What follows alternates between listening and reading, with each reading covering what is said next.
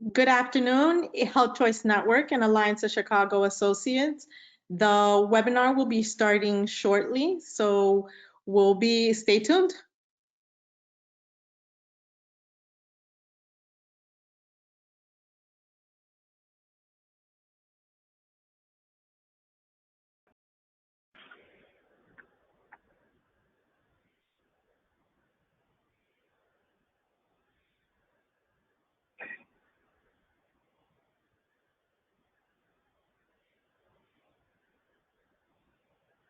Good afternoon, everyone. Once again, we are at 3 o'clock, so I will kick off the webinar and pass it to our CEO, Alex Romeo, who will welcome and open the session. Thank you, Daphne. Good afternoon, everyone. Alliance Chicago HCN family. On behalf of Dr. Fred Rockett and myself, we want to welcome you to a very important webinar that we're hosting today on behalf of both organizations. Several months ago, it seems it's 184 days ago exact, Dr. Rockman and I met and thought that it would be very helpful to be able to bring to you a subject matter expert on some of the challenges that we're facing, not only as a nation, but also within our organizations at home and within our communities. I do want to recognize the staff at the Alliance Chicago and HCN that worked tirelessly to make sure we found the best speaker possible. And I think today we'll be able to prove that. We are so excited today to welcome Dr. Camara Phyllis Jones. She is not just a physician, she is not just an epidemiologist, but she's also a civil rights activist who specializes in the effect of racism and social inequities on health.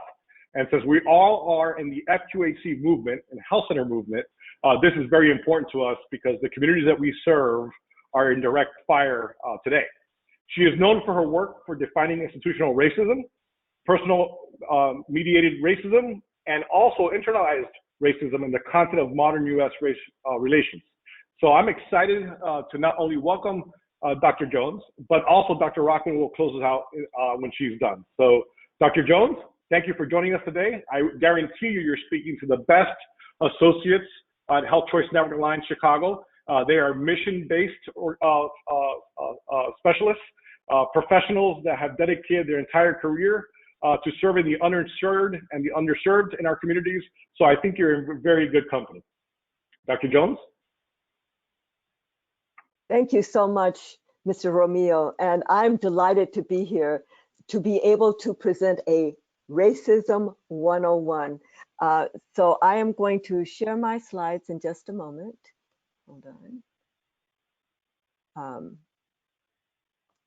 So the game plan for today is that I am going to be sharing with you some of my allegories, teaching stories on issues of race and racism, and some frameworks. We'll have a few polling questions scattered in and there. And I invite you all along from the very first slide all the way through to the end to contribute your questions in the, I think it's either in the chat or the Q&A box here, but contribute your questions because I will be making stops along the way to address your questions in batches of 5 or so. Also, if there is something that's really, really pressing, then label it pressing, and then we'll ask Ms. Gilbo to actually interrupt me. So I'd like to mimic as much as possible us being in a room together where I usually would say, if you have anything to add, a challenge or an amen or anything in between, just raise your hand and I'll finish my sentence and address it. We can hardly do that now because we can't see each other that well, but really, please feel free. This is our conversation. This is not a spectator sport right here. So I will say that recently I have realized that in this nation, there are 4 key messages that we all need to be equipped to share and discuss. The first is that racism exists. The second is that racism is a system. The third is that racism saps the strength of the whole society. And the fourth is that we can dismantle racism. So for the first thing I'm going to share with you is that one of my teaching stories, one of my allegories. that I call Dual Reality, a Restaurant Saga, which is that story that if I have just 5 minutes with a group of people, I like to tell this one to convey the message that yes, racism exists, even though your whole life might speak that no, this is the land of equal opportunity and so forth and so on. So this story is based on my experience as a medical student. So first year medical student, very diligent, very studious, wake up on a Saturday morning. What do? I hit those books. I'm studying. And my friends come over about mid-afternoon and they don't distract me. Oh no, we all get to studying together and we're starting to study now long and hard. And now it gets late and we get hungry and I have no food in the apartment, which was typical of me. So my friends understood. They said, never mind, Camara, let's go into town and find something to eat. So we do. So we go into town and we find a restaurant and we walk in and we sit down and the menus are presented and we order our food and the food is served and here we are eating. Not a very illuminating story about racism, not yet. But as I sat there with my friends eating, I looked across the room and I noticed a sign. And that sign was a startling revelation to me about racism. So now I've intrigued you perhaps. And you're like, well, Dr. Jones, what did the sign say? Oh, okay, well, what did the sign say? The sign said open. So now maybe I've lost many of you. So let me recap. Here we are, sitting in a restaurant eating. I look across the room, I see a sign that says open, thinking no more about it. I would assume that other hungry people could walk and sit down and order their food and eat. But because I knew something about the two-sided nature of those signs, I recognized that in fact the restaurant was now closed due to the hour, but firmly closed. And that other hungry people just a few feet away from me, but on the other side of that sign, would not be able to come in, sit down, order their food and eat. And that is when I recognized that racism structures open, closed signs in our society. That racism structures, if you will, a dual reality. And for those who are sitting inside the restaurant at the table of opportunity, eating, and they look up and they see a sign that says open, they don't even recognize that there's a two-sided sign going on because it's difficult for any of us to recognize a system of inequity that privileges us. So, for example, it is difficult for men to recognize male privilege and sexism. It is difficult for white Americans to recognize white privilege and racism. In fact, it's difficult for all Americans to recognize our American privilege in the global context. But those on the outside are very well aware that there's a two-sided sign going on because it proclaims closed to them, but they can look through the window and see people inside eating. So back inside the restaurant, to those who ask, is there really a two-sided sign? I say, I know it's hard for you to know when you only see open. In fact, that's part of your privilege, not to have to know. But once you do know, you can choose to act. So it's not a scary thing to name racism. It's actually an empowering thing to name racism. It doesn't even compel you to act, but it does equip you to act so that if you care about those on the other side of the sign, which is an if, but if you do, why, you could even talk to the restaurant owner who is, after all, inside with you. And you could say, restaurant owner, there are hungry people outside. Why don't you open the door and let them come in? You will make more money, and oh, the conversations we could have. Or maybe what you'll do is pass food through the window, or maybe you'll try to tear down that sign or break through the door. But at least what you won't be doing is sitting back saying, wonder why those people don't just come on in and sit down and eat. Because you'll understand something about the two-sided nature of that sign. So this story is the one I tell to help people understand that yes, racism exists. It is structuring a two-sided or multi-sided sign in our society. It's creating a dual or multifaceted reality. And in fact, racism is not just the sign, it's the door, it's the lock, it's so many pieces, right? And what I have to say is, once, so we're not going to do this right now, but once I asked the following question and it produced a 3-hour community conversation. The question, how could people who are born inside the restaurant know something about the two-sided nature of that sign.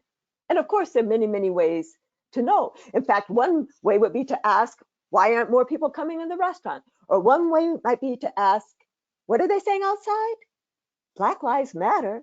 Don't they know all lives matter? Well, in fact, I have to say that I am heartened that these days, for the past 6 months or so, people who were born inside the restaurant actually seem to be getting a sense that there is something, that this is a two-sided sign. I don't know if the air conditioning went on high and made the sign flutter, or maybe a brick came through the window and made the sign flutter, or whatever, but there are more people inside the restaurant who are recognizing that, yes, this is a two-sided sign. And so there are more people who are affirming that Black Lives Matter, for example, or saying the words structural racism or systemic racism. And this is very heartening. This is very important.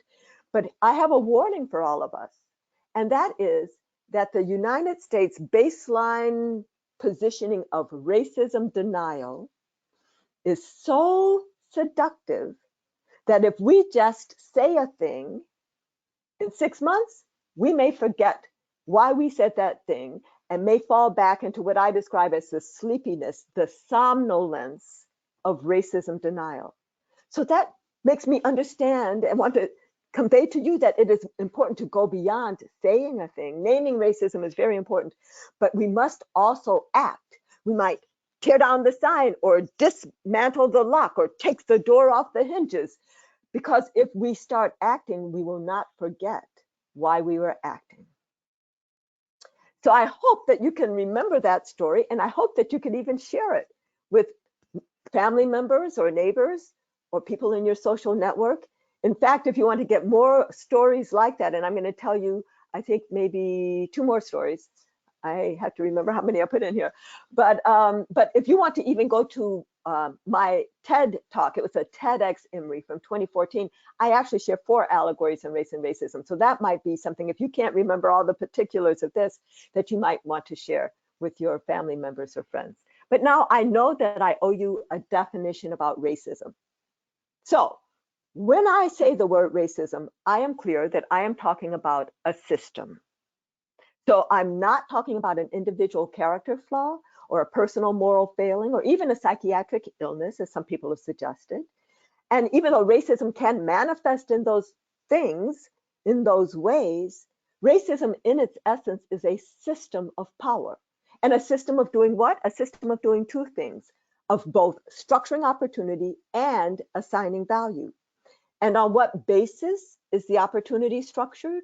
And on what basis is the value assigned? It's based on so-called race, based on the social interpretation of how one looks, which is what we call race in this country. So I know that you know this already, but just to be very clear, race is not biology. Race is not in our genes. We've mapped the human genome. There is no basis in the human genome for racial subspeciation. Race isn't even culture, because these so big umbrella racial groups include many cultural or ethnic groups, different histories, languages, different health beliefs and cultural practices and the like. And race is not social class. Now, there is a relationship between race and social class in this country as a result of structural racism. I'm going to go more deeply into that in a minute. But this thing that we call race, which is such a strong predictor of health outcomes, is just, as I've said, a rough proxy for social class, rougher for culture, meaningless for genes, but it precisely captures the social interpretation of how one looks in our race-conscious society, so that the same race that might be checked off from me by a medical admitting clerk, if I came in unconscious, let's say, and that would become part of a health statistic, is the same race that a police officer notices, or a taxi driver, or a judge in a courtroom, or a teacher in a classroom. And it is that race that has profound impacts on our life opportunities and life exposures. So if race is the social interpretation of how one looks, racism is the system that operates on that substrate, both historically and day to day, to structure opportunity and assign value. And racism has some impacts. The first impact that we recognize when we do talk or think about racism in this country is that racism unfairly disadvantages some individuals and communities. But it shouldn't take us long to recognize that every unfair disadvantage has its reciprocal unfair advantage, so that racism is also unfairly advantaging other individuals and communities. That's the whole issue of unearned white privilege that we hardly ever talk about because it makes some people, especially some white people, uncomfortable. And maybe I've made some of you uncomfortable just now. And I used to, in recognition of that possibility, I used to almost apologize. I'd say, well, if you feel uncomfortable, shake it off, stay with me. I'm going to tell you more stories.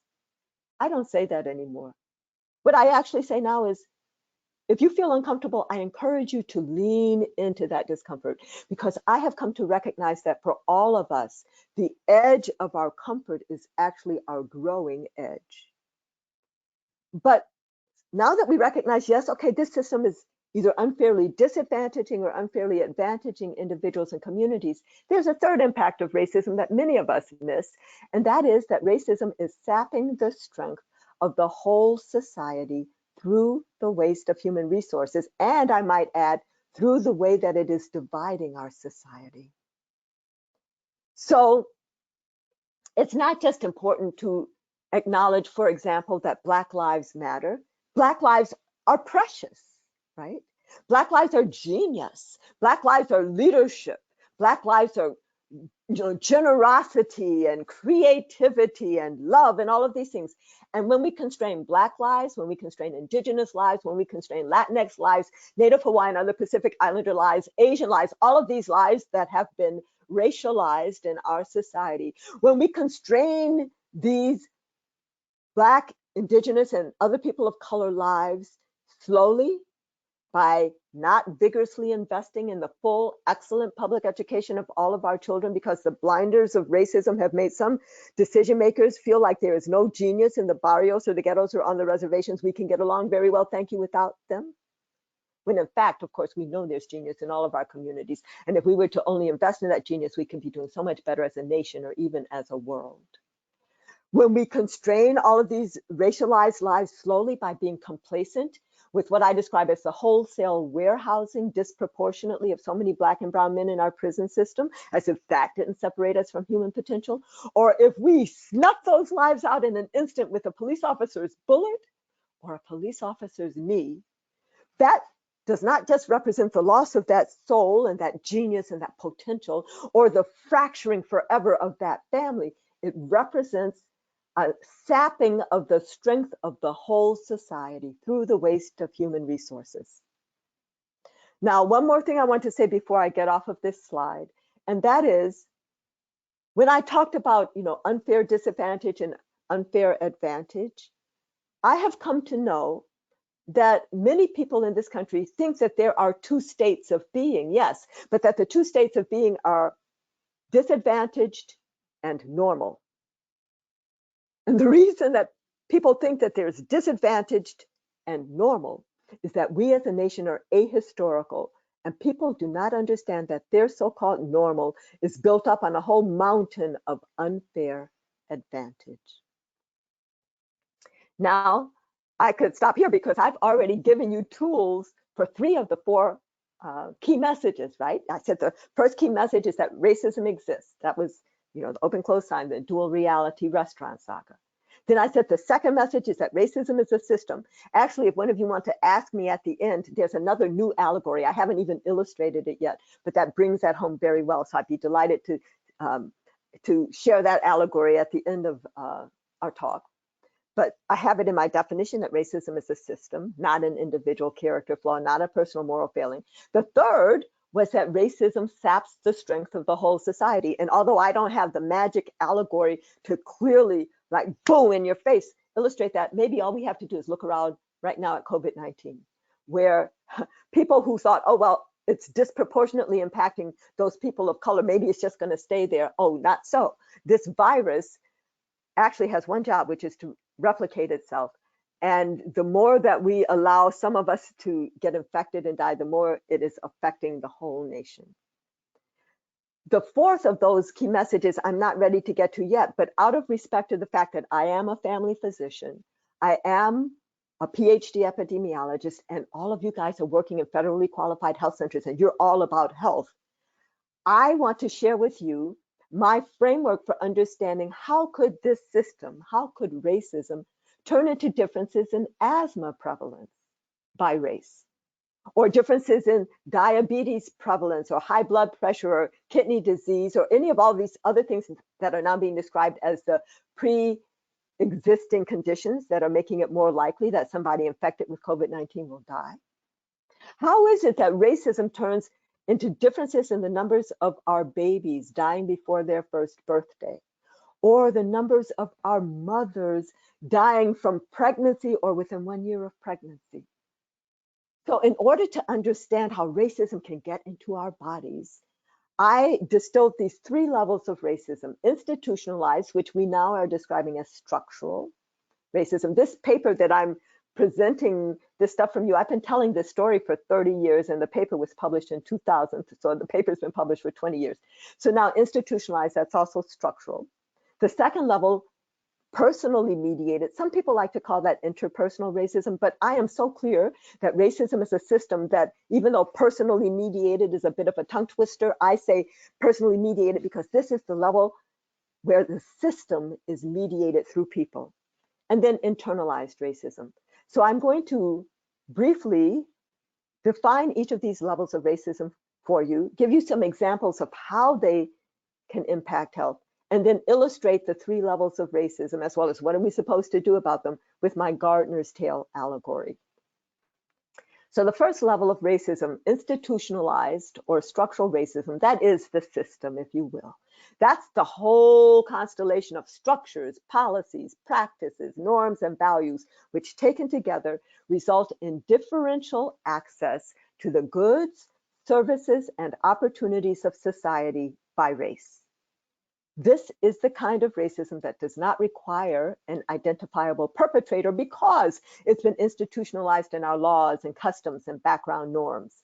This is the kind of racism that shows up as inherited disadvantage or its reciprocal inherited advantage. We see this level in terms of material conditions as well as in terms of access to power. So examples include differential access by race to quality housing, or excellent educational opportunities, or equal employment opportunities, or even the same level of income at the same level of employment. And clearly those things impact health. Differential access to medical facilities, not just kind of physical access, but insurance or financial access, or even linguistic access. Differential access to a clean environment, and the very well documented disproportionate placement of toxic dump sites or bus transfer stations in communities of color. And then with regard to access to power, differential access to information, which could be health information, yes, but even information about our own histories. Differential access to resources, not just capital resources, but social networking resources, knowing somebody on the board. And differential access to voice in media, voice in government, and the like. Now, often when I share this slide, especially in person, where people can say, Dr. Jones, I have been interrupted, and people say, well, would you take a careful look at that top set of examples that you gave, where you talked about housing, education, employment, income? Dr. Jones, isn't that what we call social class? Why do you have that on a slide about racism? Are you talking about racism, or are you really talking about social class? This is a very important question, one which many of you might be holding right now. So I'm going to answer the question, and the first part of my answer starts with the observation that it does not just so happen that people of color in this country are overrepresented in poverty, while white people in this country are overrepresented in wealth. That is not just a happenstance. And for each marginalized, stigmatized, oppressed group of color, there's been some initial historical injustice. So for example, for American Indians, the initial historical injustice was the taking of the land and the near genocide, and then the moving of the survivors to reserve lands, reservations, and then sometimes there's something good found under one reservation. Oops, you got to pick the people up and move them somewhere else. You know, there were people who have lived in Mexico for centuries, never crossed the border, but the border crossed them. And now they find themselves in New Mexico and Arizona and the like, and their great-great-grandchildren are being harassed and demeaned and killed in the El Paso massacre, right now. We have such an interesting relationship with migrant labor and immigrant labor. We brought in Chinese laborers to build our railroads centuries ago when they were unable by law to bring their families and unable by law to marry. We have people during World War II, Japanese Americans, who were interned in prison camps, while Italian Americans or German Americans were not treated in this way. When you think about people of African descent, the initial historical injustice was the kidnapping of West African people. Our importation across the Atlantic was tremendous loss of life in the Middle Passage. And then for the survivors and their progeny for generations, what I describe as the coerced usury of our unpaid labor for centuries to build this country. But then some people hear that and they're like, oh, Dr. Jones, there you go talking about slavery. Dr. Jones, we all know that slavery was an unfortunate chapter in our nation's history. But Dr. Jones, the enslaved people were emancipated by 1865, and we're now in 2020. That makes that 155 years ago. All else being equal, Dr. Jones, don't you think the impacts of slavery would have washed out by now? But the key phrase is in the question, all else being equal. All else has not been equal since 1865, and all else still is not equal today. And there are what I describe as present day contemporary structural factors that are perpetuating that and all of these other initial historical injustices. And these contemporary structural factors are part and parcel of institutionalized or structural racism. So when you ask me, am I talking about racism or am I talking about social class? My response is that structural or institutionalized racism explains why we even see an association between social class and race in this country. Doesn't just so happen. And this is a very important aha. Now, I've had colleagues who say, well, Camara, with all this talk about race and racism, you don't care much about poor white people, do you? And I have to beg to differ. I care deeply about poor white people, poor Black people, poor Indigenous people, poor Latinx people, poor Asian people, poor Native Hawaiian, other Pacific Island people, poor all kind of people. And yes, we need very vigorous anti-poverty interventions. We do. In fact, if you gave me a magic wand right now to eliminate poverty, ding, and then I give it another ding to equalize income, I would go beyond eliminate poverty. I would go all the way there to equalize income. But even if I did that today, without addressing the background structures, policies, practices, norms, values, the mechanisms of structural or institutionalized racism, if I had equalized income today without addressing those things, within one generation, we start to see a stratification by race in terms of income. This is not an either or proposition. This is a both and. We need strong anti-poverty interventions and strong anti-racism interventions. And before I leave this slide, one more thing. Structural racism can be done through acts of doing, acts of commission, as well as acts of not doing, acts of omission. And very, very often it shows up as inaction, lack of action in the face of need. Well, that was a bit long on that slide. I'm going to take a drink of water just while you guys ponder. So, the second level of racism that I describe, personally mediated racism, I define as differential assumptions about the abilities, motives, and intents of others by race, and then differential actions based on those assumptions. So this is what most people think of when they hear the word racism. Somebody did something to somebody. It includes the different idea, the prejudice, and the different action, the discrimination. So how could it impact health? Well, clearly, police brutality, the killings. So I used to just rattle off names when I could remember the 10 or 15 or 20 that had come to national attention. Now there's so many. But I think we need to remember their names. So first of all, we have to remember Breonna Taylor and the fact that justice has not been done in her killing, not yet. George Floyd, Elijah McClain. We need to think about Sandra Bland and Tamir Rice and Amadou Diallo and Eric Garner and Michael Brown and Laquan McDonald and Walter Scott, and so many, so many, so many more. And they're the ones who were killed by vigilante kind of, self-appointed neighborhood watch people like Trayvon Martin or Ahmaud Arbery.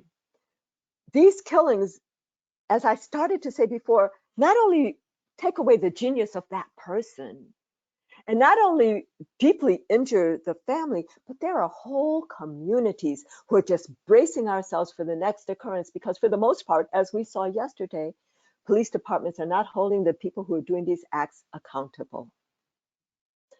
Physician disrespect, which can be as subtle as a physician not giving a patient the full range of treatment options because the physician figures, well, that patient couldn't afford or couldn't, wouldn't understand or wouldn't comply or whatever it is they assume. Or it could be quite blatant, like sterilization abuse, which has had many iterations in our nation's history. Even today, last week there was this story that broke about the people, the ICE detainees in Georgia who were having hysterectomies without indication. Shopkeeper vigilance, which can, that's like being followed around in stores, or waiter indifference, not getting quick, respectful treatment. These are just two examples of what some people describe as everyday racism, the microaggressions, if you will, the subtle communication of disrespect that might be related to elevated blood pressures in communities of color, blood pressures that don't even go down at night.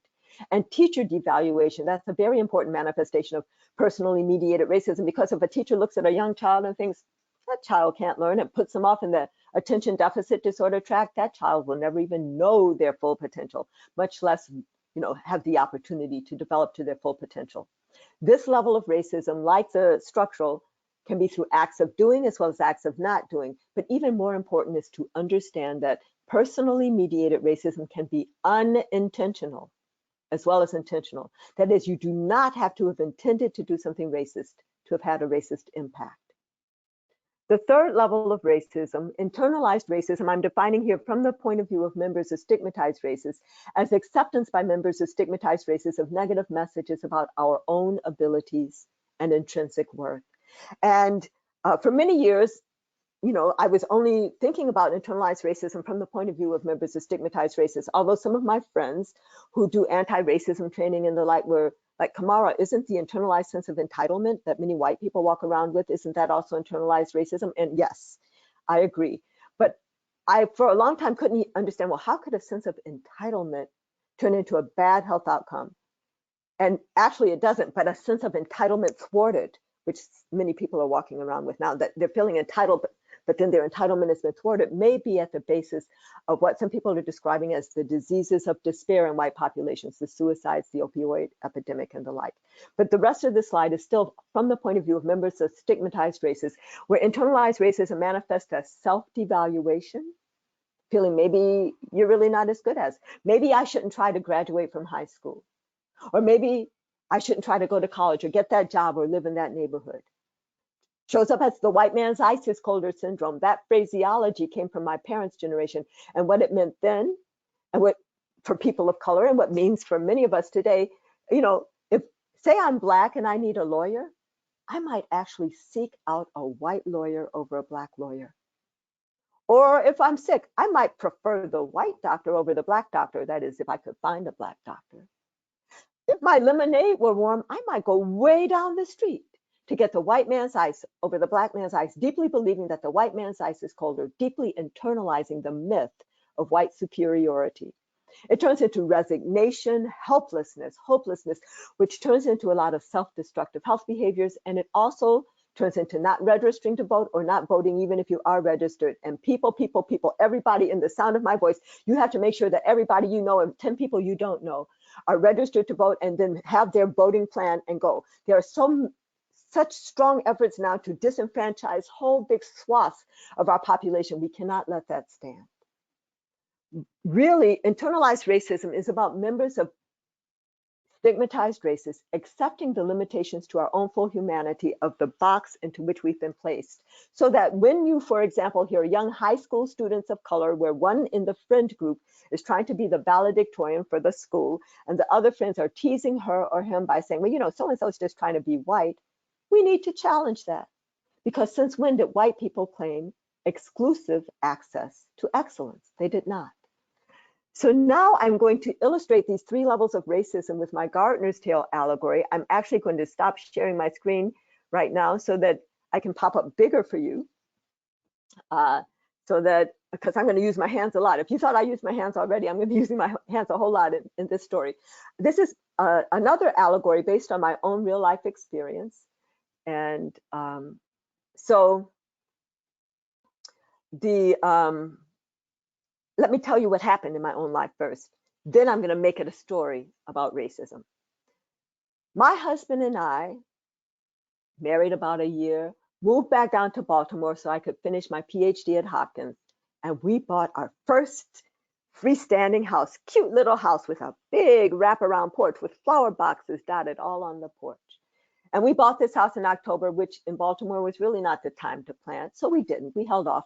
But when spring came, my husband, who loves to garden, ran out with our marigold seeds, gonna decorate our cute little house. But then he came right back in and he said, Camara, you know, some of these boxes have dirt in them, but some of these boxes are empty. I need to go down to the gardening store. So he does. He goes down to the gardening store and he comes back hauling big old bags of potting soil, right?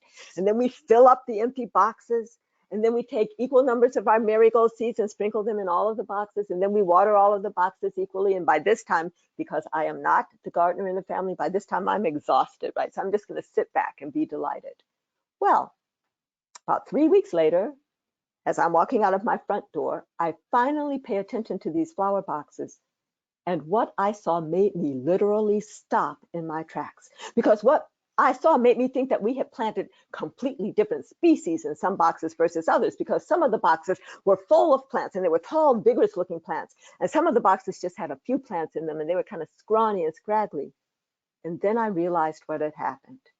That potting soil that my husband had bought turned out to be rich, fertile soil, so that every single seed planted in the rich, fertile soil had sprouted. The strong seed had grown very tall and vigorous, but even the weak seed had made it halfway up. But that old soil that we had found there turned out to be poor, rocky soil. So the weak seed planted in the poor, rocky soil just died. And even the strong seed in that poor, rocky soil had to struggle to make it to a middling height. And maybe some of you guys are nodding. I wish I could see. But maybe you're nodding because maybe you're gardeners and maybe you've composted half of your garden and maybe you've seen this image with your own real eyes. And the image, of course, is about the importance of the soil, the importance of the environment. But now I'm going to take this image and I'm going to make it a story about racism by introducing a gardener. So now we're going to have a gardener who has 2 flower boxes, one which she knows to have rich, fertile soil and one which she knows to have poor, rocky soil.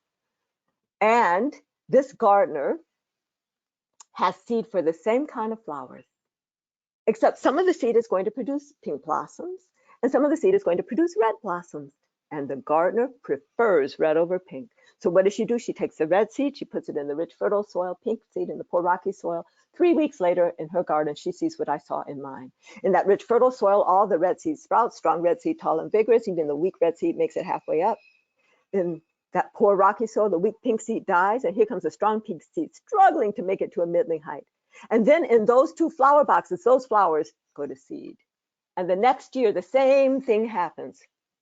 And then those flowers go to seed.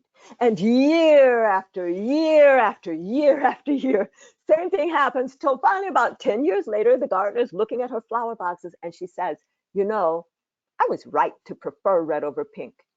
So we're going to interrupt the story here to say that the first part of this story is how institutionalized or structural racism works, where you had the initial historical injustice of the separation of the seed into the 2 types of soil. You had the contemporary structural factors of the flower boxes keeping the soil separate.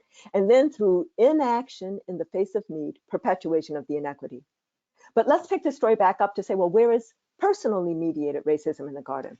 Well, the gardener is looking at the red flowers thinking, oh, red is so beautiful. And then she looks at the pink flowers and she says, oh, those pink flowers sure are scrawny and scraggly. So she plucks off the pink blossoms before they can even go to seed. Or maybe she notices that a pink seed has blown into the rich, fertile soil. So she plucks it out before it can establish itself, which is some of the anti-affirmative action stuff that goes on. And where would internalized racism be in the garden? Well, the red flowers are just living their lives, enjoying being red, many of them not acknowledging or perhaps not even understanding that they're benefiting from enriched soil. The pink flowers are looking over at red, thinking that red is mighty fine and wishing with all their heart that they too could be red.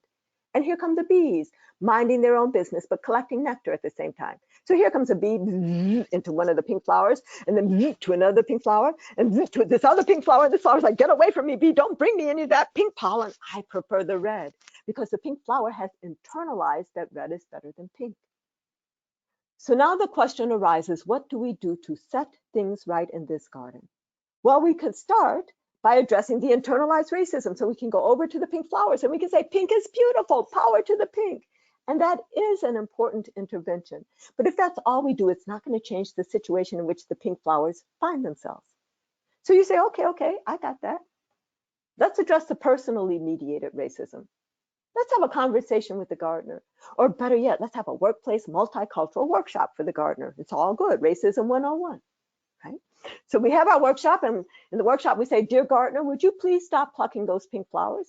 Maybe she will, maybe she won't, but even if she does, it's still not going to change the situation in which those pink flowers find themselves.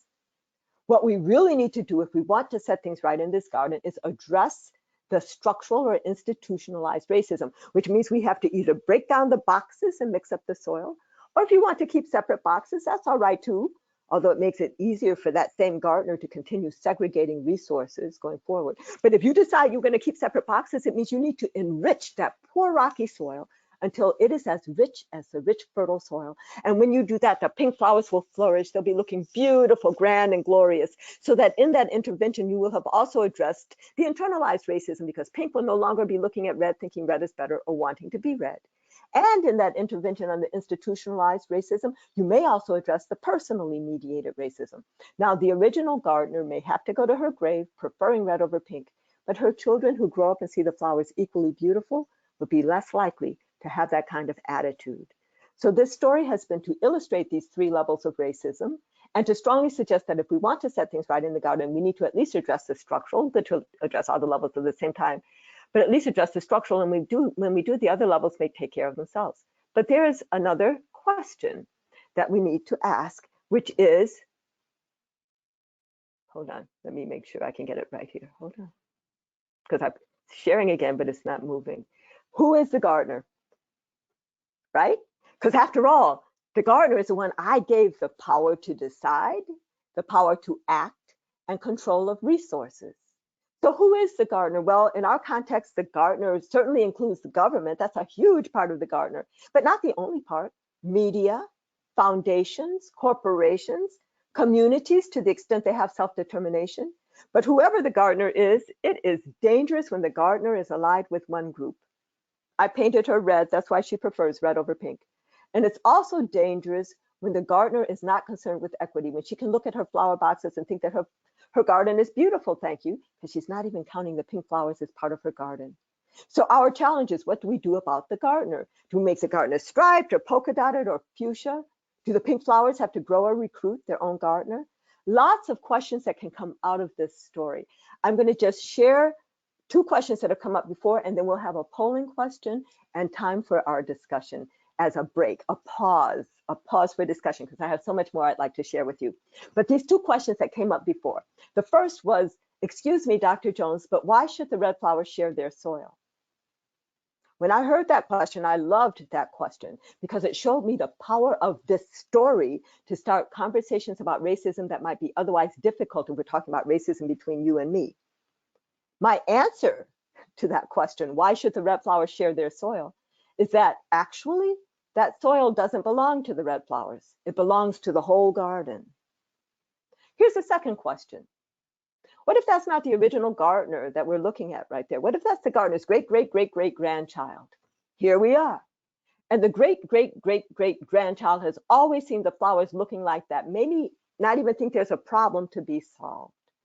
So very quickly in three parts. The first part is that we must make the differences in the height and vigor of the pink and red flowers a problem requiring urgent solution.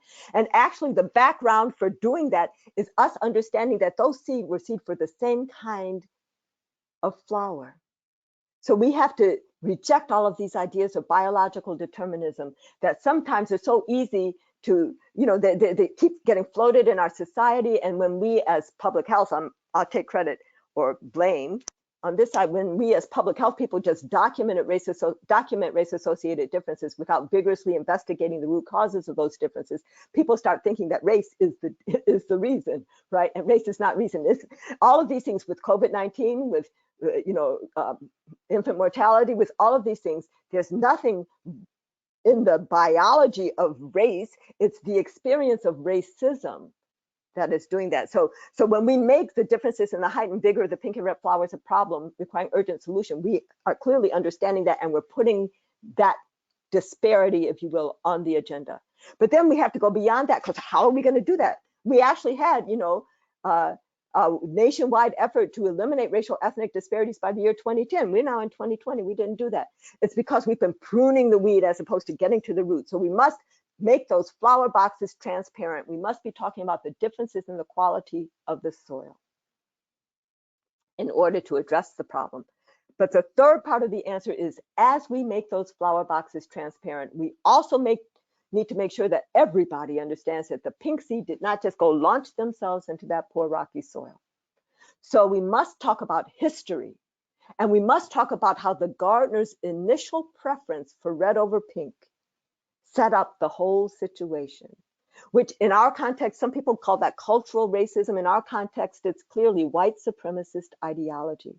We must address that head on, because if we do not, even if we were to compel that red gardener to enrich the poor rocky soil today until it was as rich as the rich fertile soil, if she continues to prefer red over pink, she will continue to privilege red over pink going forward. So when I described racism as a system that does two things, structures opportunity and assigns value, we need to address both of those. And actually in the poll question, I'm about to ask you,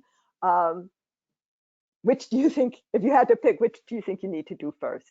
So I'm going to actually stop sharing my slide. Well, actually, we could just leave it here, and I invite you all to launch the first polling question. And the background for this is to remember that I define racism as a system of structuring opportunity and assigning value. So the poll question is, if you had to choose between which to address first, which would you address first? Opportunity structures or value assignment?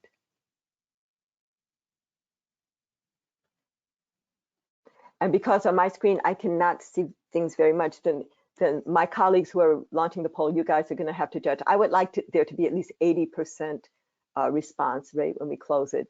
And then you can read off what the percents are, like what the vote was. Absolutely. And Okay. we are shortly approaching the 80% mark. Dr. Jones. So everybody vote, vote, vote, vote, vote. Everybody vote, vote, vote.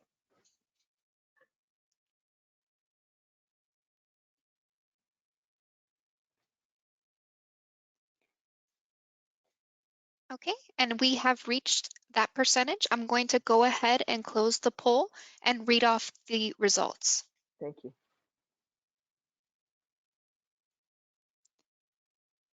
So the option with the most selection was opportunity structures at 57%, followed by value assignment at 43%. And this is just the second time that I've asked this as a poll question.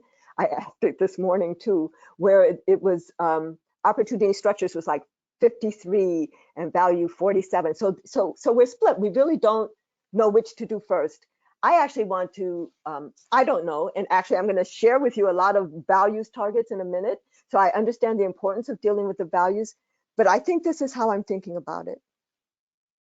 That we need to enrich the poor rocky soil, as I said, and interrupt the gardener from transmitting that preference for red over pink to her children, right? So that those with the preference die out, and then the children who see the flowers equally beautiful won't have that same kind of attitude. And the reason I think that I'm a little bit with the majority of you guys here, although there's no right or wrong answer in this, and actually each of us can do our part wherever our strength is and wherever our work is and wherever our passion is, because both of these things need to be addressed. But if we were to do everything, the white supremacist ideology and all that, if we were to address all of those things, but the structures remained in place, because structural racism operates very often through lack of action, inaction in the face of need, it is possible that the structural piece would not be addressed. Everybody will be loving each other, but that the way that we can, that race and social class are related would still not be addressed. So anyway, there's no right or wrong in this. And I'm thinking, and I look forward to getting your questions. So I'm going to stop sharing my screen now so I can be big and see, are there any questions? Ms. Gilboa, is there anything in the chat so far? I take at least 5 questions right now. We do. We have we have 2 questions with a few. The second question has a few sections to it. So we'll go with the first one. Has the United States made the most progress in regards to improving human rights and eliminating racism as compared to other countries? No, I don't think so. No. So I actually call for us to do some study, but we haven't made, no. I am not going to name different countries because then people say, oh, but what about this, what about that? But I invite us to look, I think New Zealand, for example, and Maori. And so I spent 8 months in New Zealand looking at Maori Pakeha health disparities. So Maori are the indigenous people, and Pakeha is like a nickname for white folks, the Brits. There's a whole process. So the Treaty of Waitangi established the nation as a partnership between Maori and the British Crown in 1840 maybe. I'm sorry, I can't remember the dates. And then it was trashed in the 1870s. It's like, oh, we have no, the Brits were like, there's nothing binding us. And they were just taking land and doing all kinds of things. But in the 1970s, the Labour Party said, well, we are going to start recognizing that, yes, really the Treaty of Waitangi does have some say over how we act things, and we're going to start addressing treaty breaches going forward. And then a few years later, they said, oh, we're not even just going to restrict ourselves to addressing treaty breaches going forward. We're going to go all the way back to the establishment of the country. So then they have a Waitangi tribunal process where treaty breaches can be read into the record, and then an Office of Settlements, Office of Treaty Settlements to look at things. Now, when they established that, then some land became state land and it wasn't able to be returned.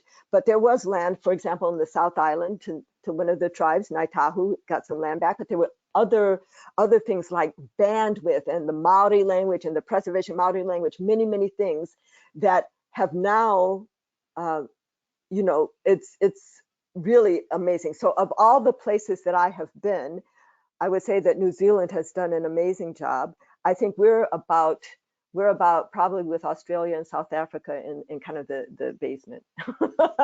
Yeah, and people from each of those countries would say, oh, there's no racism here. And then they might go to South Africa or they might go to Australia and say, oh, look at the bad racism there. And we're all about the same.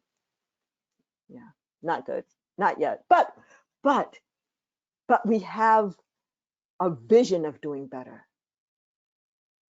That's what's going to save us. Great. Thank you, Dr. Jones. We do have a second question. There are a few questions within that question. Sure. So pause if you need to as I'm asking. But first and foremost, thank you for your timely and comprehensive presentation today, Dr. Jones. And I have 2 questions for you. Research studies on racism often show differential treatment within healthcare or the impact of perceived racism on mental or physical health outcomes. If we want to do intervention research studies that help to mitigate the effects of racism on individuals and communities, what do you think about empowerment interventions? For example, we could empower individuals on how to organize around particular issues and then measure the impact that is made on a particular issue. Long-term. Oh, go on. Is it finished? Lasting, long-term, there could be an assessment of the impact of the intervention on health outcomes. So I am right with you, questioner. I think that for so long we've been documenting the impacts of racism on health. And so there are thousands of studies that now documented in all different kinds of ways. And yet, I think that we're almost at risk of being doing natural experiments still in this, documenting the impacts of racism, almost like the US Public Health Service of untreated syphilis in the Negro male, which is sometimes known as the Tuskegee study, but that's not the real name of it. So let's try some penicillin. Like there are interventions that could work: investment in schools, investment in neighborhoods, investment in people, reparations. Let's try that. Let's try some interventions and then look at the impacts. Now, the trick with the intervention stuff is that people like to do interventions where they can get a 3 to 5 year result because they're not planning to be studying that problem for more than 3 to 5 years, or they go out of office in 3 to 5 years, or they're not going to get credit if the thing comes back 10 years now. But I actually think, even if we go back to the gardener's tale, if we were to enrich the poor rocky soil today until it was as rich as the rich fertile soil, the pink plant that has already sprouted may grow up another little inch or two, but it's not until those seed fall into that rich fertile soil that the full impact of that intervention will be realized. So I think we need to take a generational approach to our interventions. Funders need to be willing to do that. Politicians need to do that. I think of it as we need to be willing to plant an acorn so that our grandchildren will have shade. We don't have to be able to see the result in order to make the investment. So I very much agree that we need to do intervention research now. Let's try some interventions of investment around families, investments in communities, investment in restoring the wealth that was stolen from our labor and all that, and then look in 20 years, 25 years at the result. But yes, I agree with you.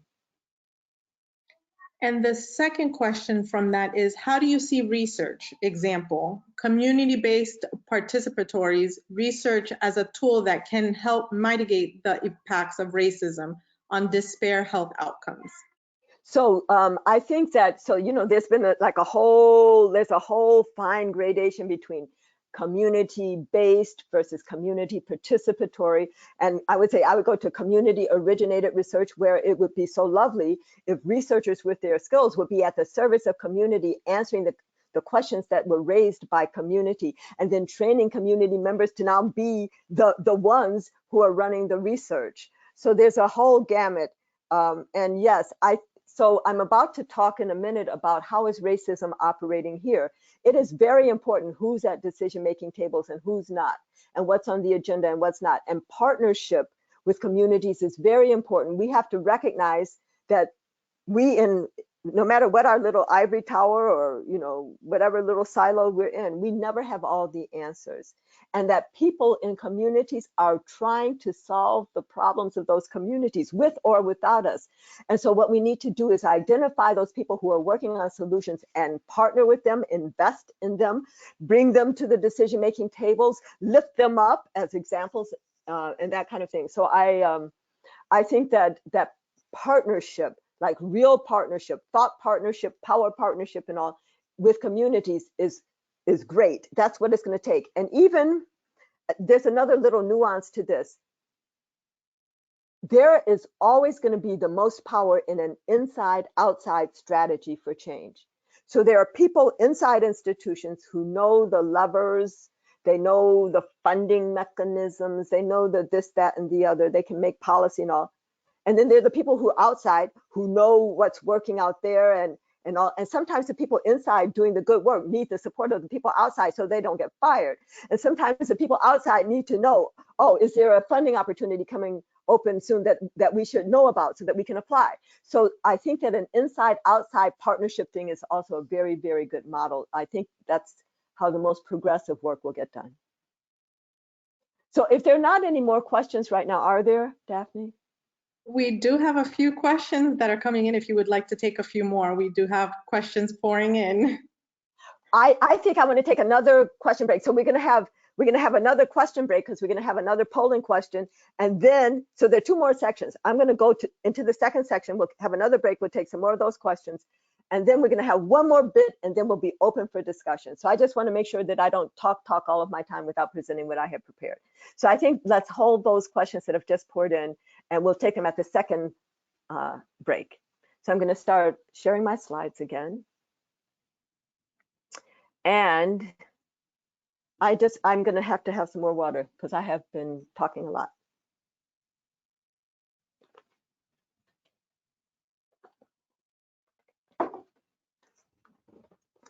4 years ago, I was the president of the American Public Health Association.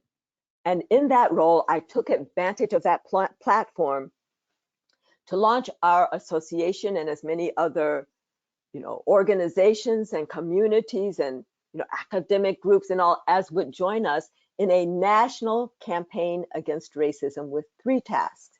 The first is to name racism. The second, to ask, how is racism operating here? And the third, to organize and strategize to act. Now, I've already given you some tools for naming racism, so 2 stories, some definitions, different levels and all of that. And I will say that out of that effort, well, so let me just go back. So I've given you those tools for naming racism, but there are 2 other things. I would just say that naming racism is important. It's essential. It's beyond important. It's essential.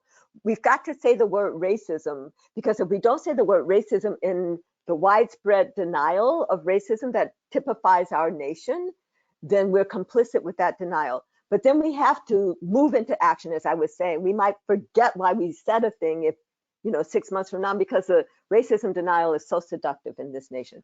So we need to ask, how is racism operating here? To identify levers for intervention, to identify targets for action, and then we need to organize and strategize to act. So I will say that there are now, the last time I looked, which is about a week and a half ago, there are 90, hold on, I have to just change something in my view. There are 90 jurisdictions, so 4 states, 25 counties, and 61 cities across the nation that have declared racism to be either a public health crisis or a public health emergency. And I guess, I don't know if all of you guys are in Illinois, but so Cook County was the only county in Illinois. You guys get to be read for that. But these are important things. What it is it's not even the county health department or the city health department. These are the city councils, the county board of commissioners making this declaration, putting the stake in the sand, saying, public, hold us accountable. We recognize that racism is a public health crisis.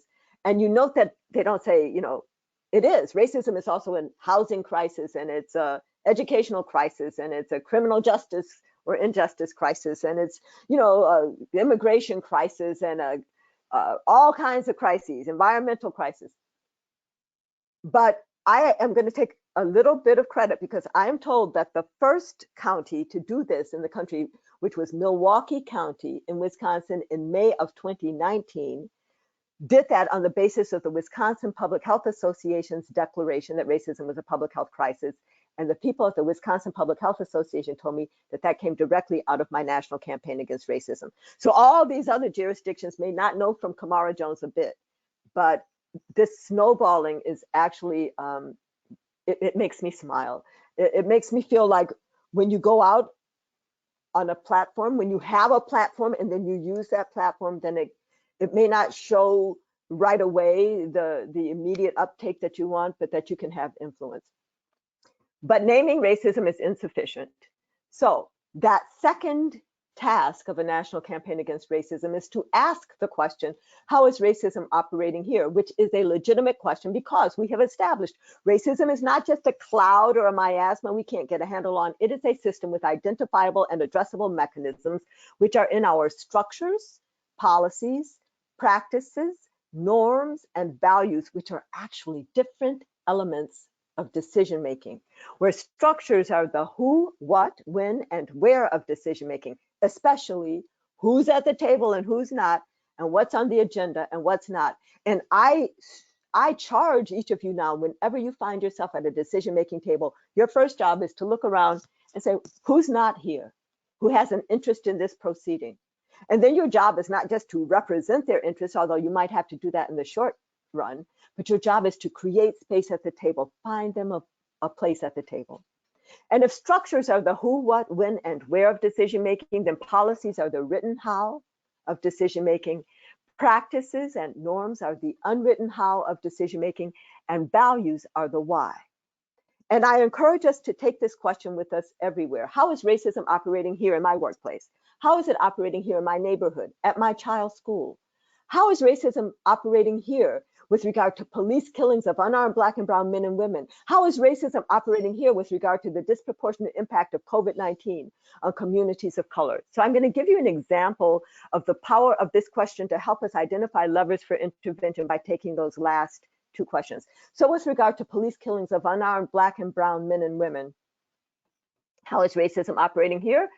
And this is just to give us a list. This is just like a quick, this is not the complete, right? But this is just ticking off something when you're looking at each of those categories as a possible focus for organized action. So the absence of civilian review boards in many of our cities to look at police practice and hold police departments accountable. In terms of policies, the use of grand juries to indict police officers, like what was up with that, right? In Louisville right now. And there are calls for the district attorney to make the grand jury deliberations and all, or at least the evidence that they reviewed, public. I mean, what is that about? It's not enough that a police officer had a gun and the gun shot the person and they're dead. You can't charge them with murder. The practices of over-policing of communities of color that cause more accidental interaction. And of course, no-knock warrants are getting lots of scrutiny these days, especially in relation to how that factored into Breonna Taylor and so many other people's death. The norms of the blue code of silence. If a police officer sees another officer doing something wrong, but they just didn't see anything. You know, Laquan McDonald, who was shot there, right? I think in Chicago. 16 times by a police officer where the partner said that she didn't hear anything or see anything, right? And so now many police departments, I am told, are considering mandating not only that if you see something, you say something, but if you see something and you're right there, that you intervene as another police officer.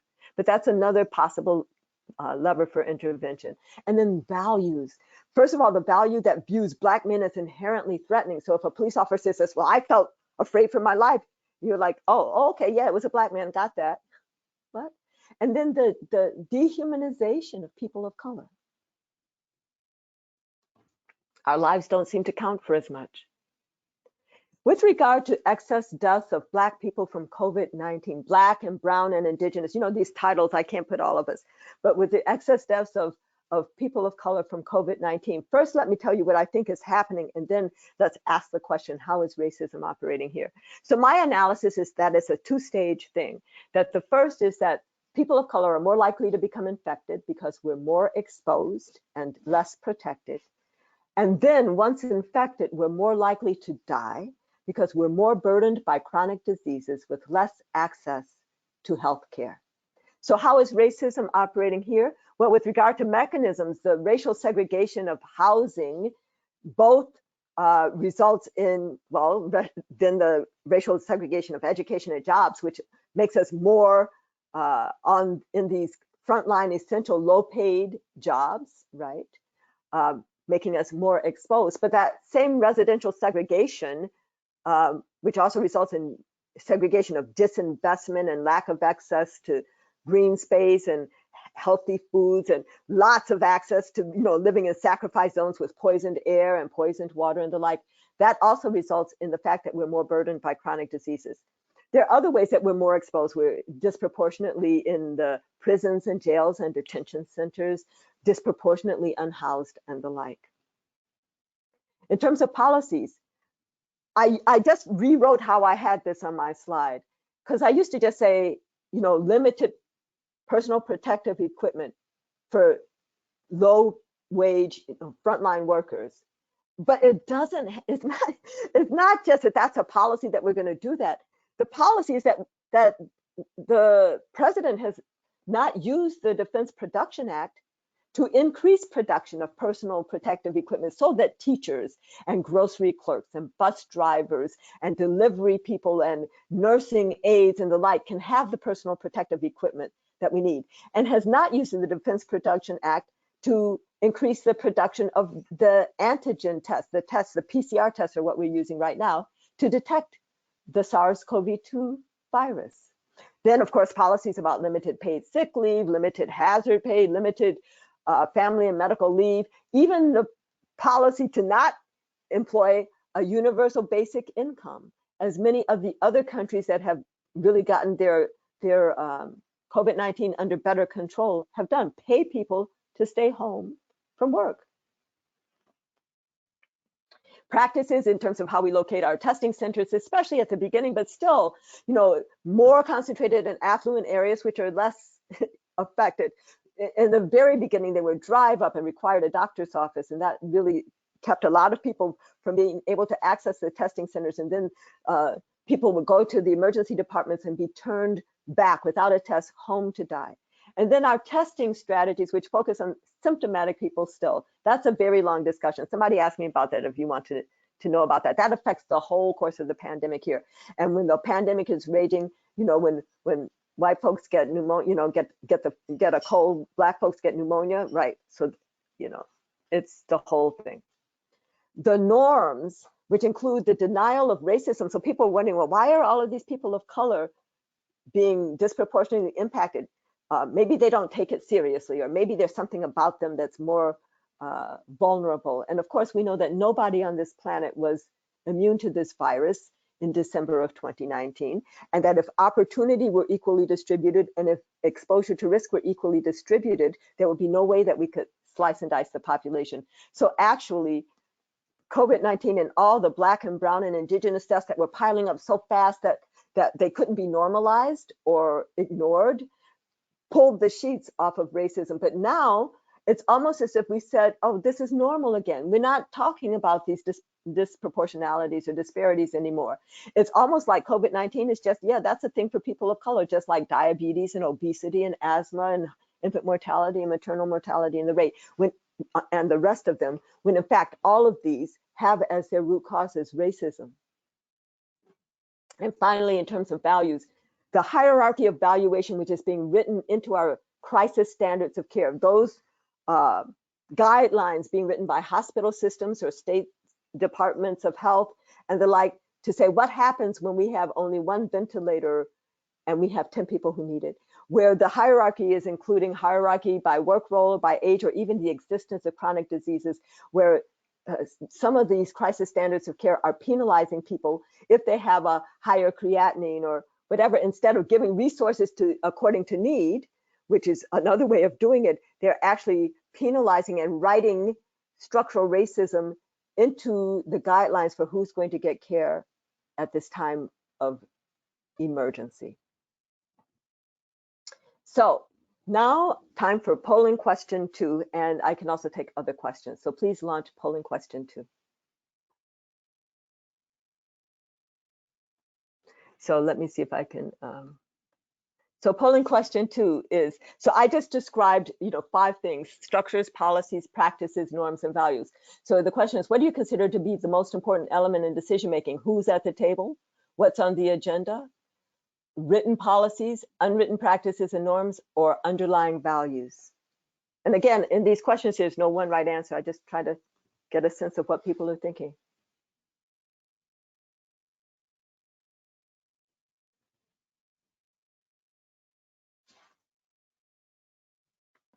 The responses are coming in, slowly approaching the 80% mark. Great. And just so you don't get cut off, hurry up, hurry up, hurry up, so that you don't get cut off when she cuts it off right at 80.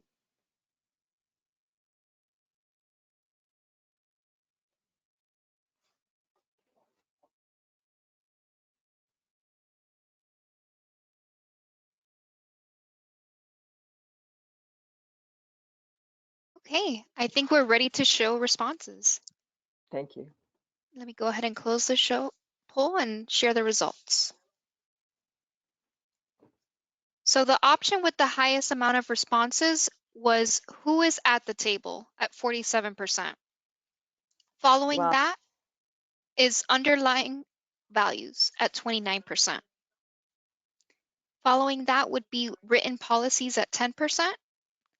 And then what is on the agenda at 8%, and the last option being unwritten practices and norms at 6%. That's very instructive. Thank you, guys. Thank you for that.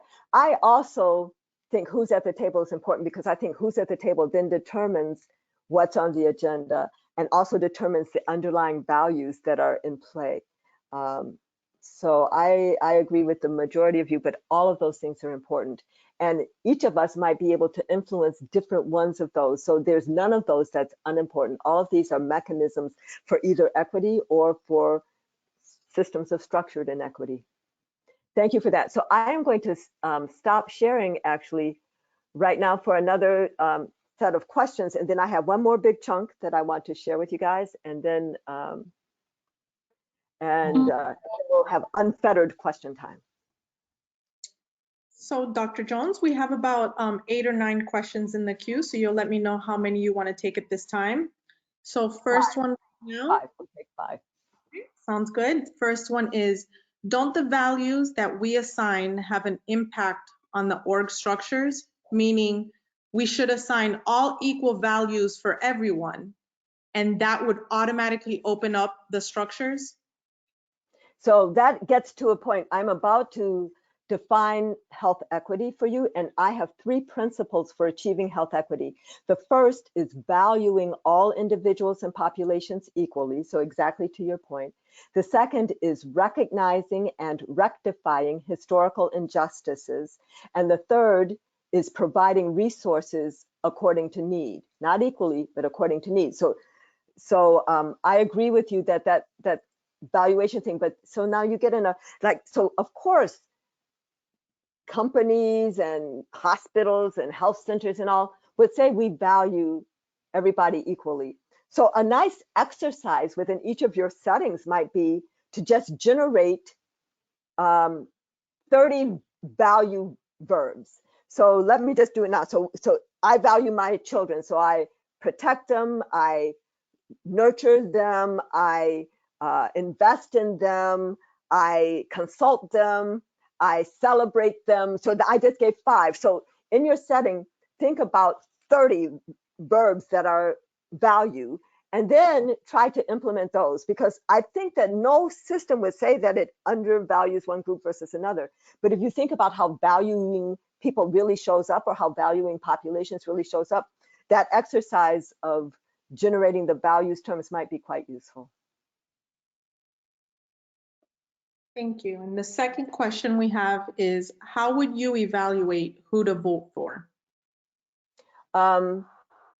I think that it has to be, so all these things, valuing all individuals and populations equally, recognizing and rectifying historical injustice, and providing resources according to need. That's kind of what I think that if we're going to get to health equity or social equity. So who is about that and who's not?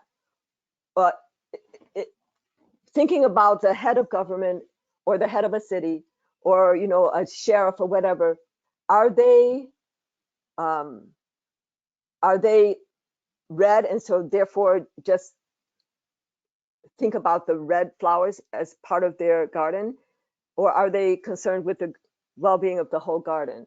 Are they differentially, if they're about differentially distributing resources and risk, so I would go on people's records, and I would go on, so go on people's records and understand, are they about all of us or not?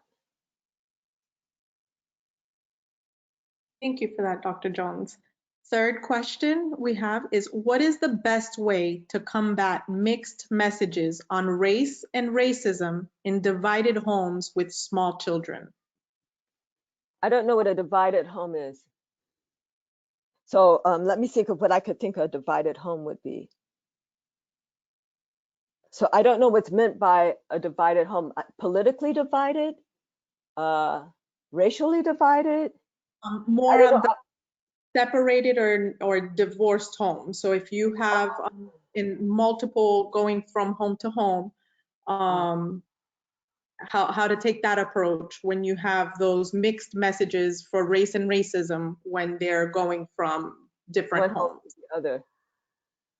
Oh, well, I think that the parents, even though they're separated or divorced, need to think about the best for their children and try to come together. And maybe that's why they couldn't stay together. They couldn't come together on messaging around their children. So then at that point, I mean, really, it's good for children to learn in their homes. But I have to also say that so many, especially so many white children in our society, never heard about race or racism in their home, or maybe they heard about race in a negative way, but never acknowledged that, heard racism acknowledged. And so then they grow up to be adults, and then when somebody says racism exists, they're like, well, no, it couldn't be. My parents would have told me about that. So I am actually planning to turn each of my allegories into a separate children's picture book. So I'm going to have a series of picture books for children. So that's my one tiny little way of equipping parents, teachers, librarians with tools to start these conversations about issues of race and racism. I would say that because some of my allegories are available in my TED Talk or elsewhere, and I'm busy trying to get ready to write my books. That's one way. Maybe there could be some reading that everybody agrees they're going to do as parents, and then talk about it. I think that if the divided was divided because they're of different so-called races, I would have hoped that they would have come to some mutual understanding about that. But maybe again, that's why they're divided. So there wasn't enough in the question for me to really maybe hit the nail on the head with that one, but those are some of my thoughts. Thank you again, Dr. Jones. And the fourth question is, what can we do to push the needle forward on minimizing the gaps and eliminating racism or lack of diversity and inclusion, both at organizations and at the community level? So we need to invite community voice and wisdom. We need to be willing to name racism. That is the first necessary but insufficient step. But to acknowledge that racism exists, and then to take a careful look, how is racism operating here in our structures, policies, practices, norms, and values?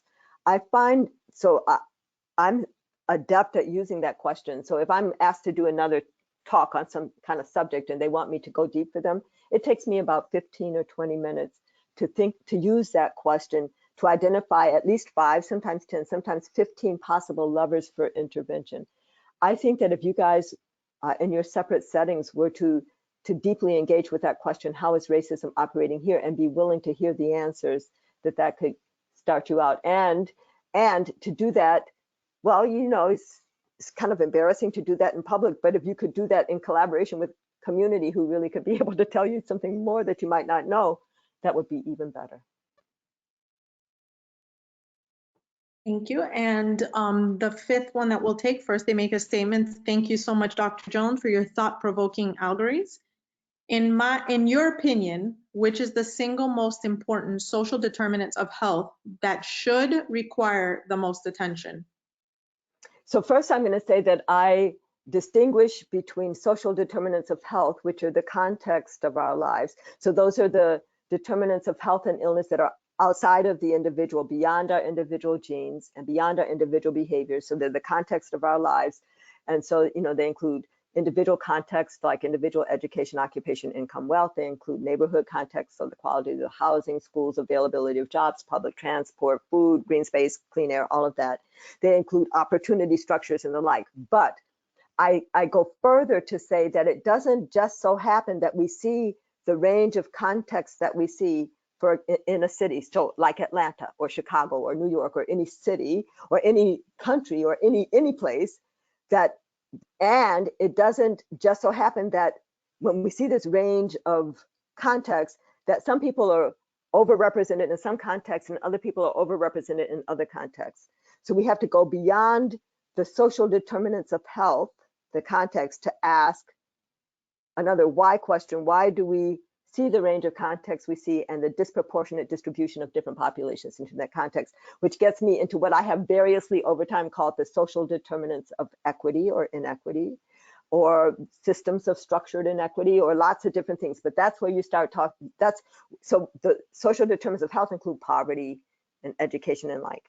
Social determinants of equity are systems of power that can create context and differentially distribute people into different contexts. So those include racism, sexism, heterosexism, economic systems like capitalism and the like. So I'm going to answer the question about what do I think is the most important social determinant of health, right? which is not the same as the question, what is the most important social determinant of equity? If any of you are familiar, and I'm going to answer the question in a second, but I invite you all to Google Urban Institute Cliff of Good Health, which is a 5-minute whiteboard video based on my cliff analogy, where I shortened the script and I'm narrating and there's a little cartoon me, but there's somebody else drawing whiteboard video, which will help you understand different levels of health intervention. So, you know, along the edge of the cliff, we have an ambulance and that and a fence for people who fall, right? But that's health services. Then we can move the population away from the edge of the cliff. That's addressing social determinants of health. But then we have to acknowledge that we're really dealing with a 3-dimensional cliff, and that at different parts of the cliff, there might be an ambulance there, but maybe it's slower, goes off in the wrong direction because it has a flat tire. Or maybe there's no ambulance there at all, and maybe no net, no fence. And usually at those parts of the cliff, the population is being pushed closer to the edge. So then we have to we need to recognize and address the 3-dimensionality of the cliff. So that's addressing these social determinants of equity or inequity. So in talking about the social determinants of health, which is still at the 2-dimensional level, I would say education. Yeah, I could have just said the one word education, but I needed to frame that so that you understand that some people say, oh yeah, racism is a social determinant of health. No, racism is beyond that.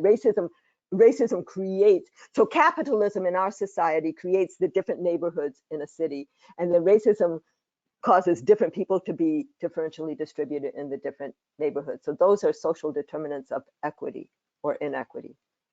And the context themselves are the social determinants of health. One more thing on this, I know I'm talking long, but for you to understand the difference, you might say that whether or not there's a bike trail in your neighborhood, or you know, a fancy fresh food market, a farmer's market, or a community garden or something like that, those would be in the social determinants of health bucket. But the social determinants of equity would be who is at the table deciding whether we're going to invest in this neighborhood at all, and if so, what investments we're going to make.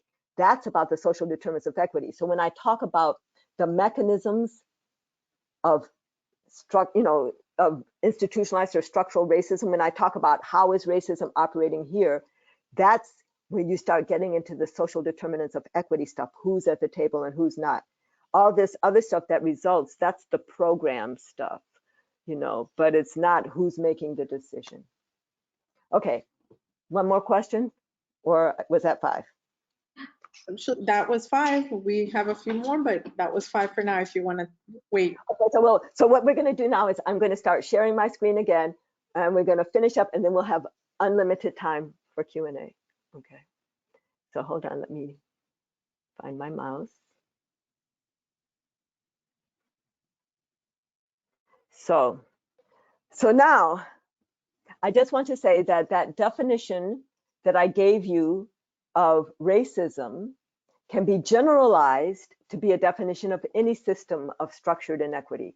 So for example, what is sexism? That's a system of structuring opportunity and assigning value based on gender that unfairly, disadvantages some individuals and communities, unfairly advantages others, and saps the strength of the whole society through the waste of human resources.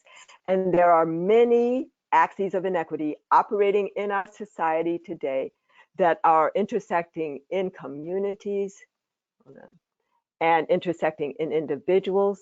And all of these are at least risk markers for how opportunity is structured and value is assigned, even as a smaller subset are actually risk factors in the progression to disease. So here I am at the end of talking, an hour plus on issues of race and racism, now acknowledging that yes, there's a whole lot of stuff going on right here in our country.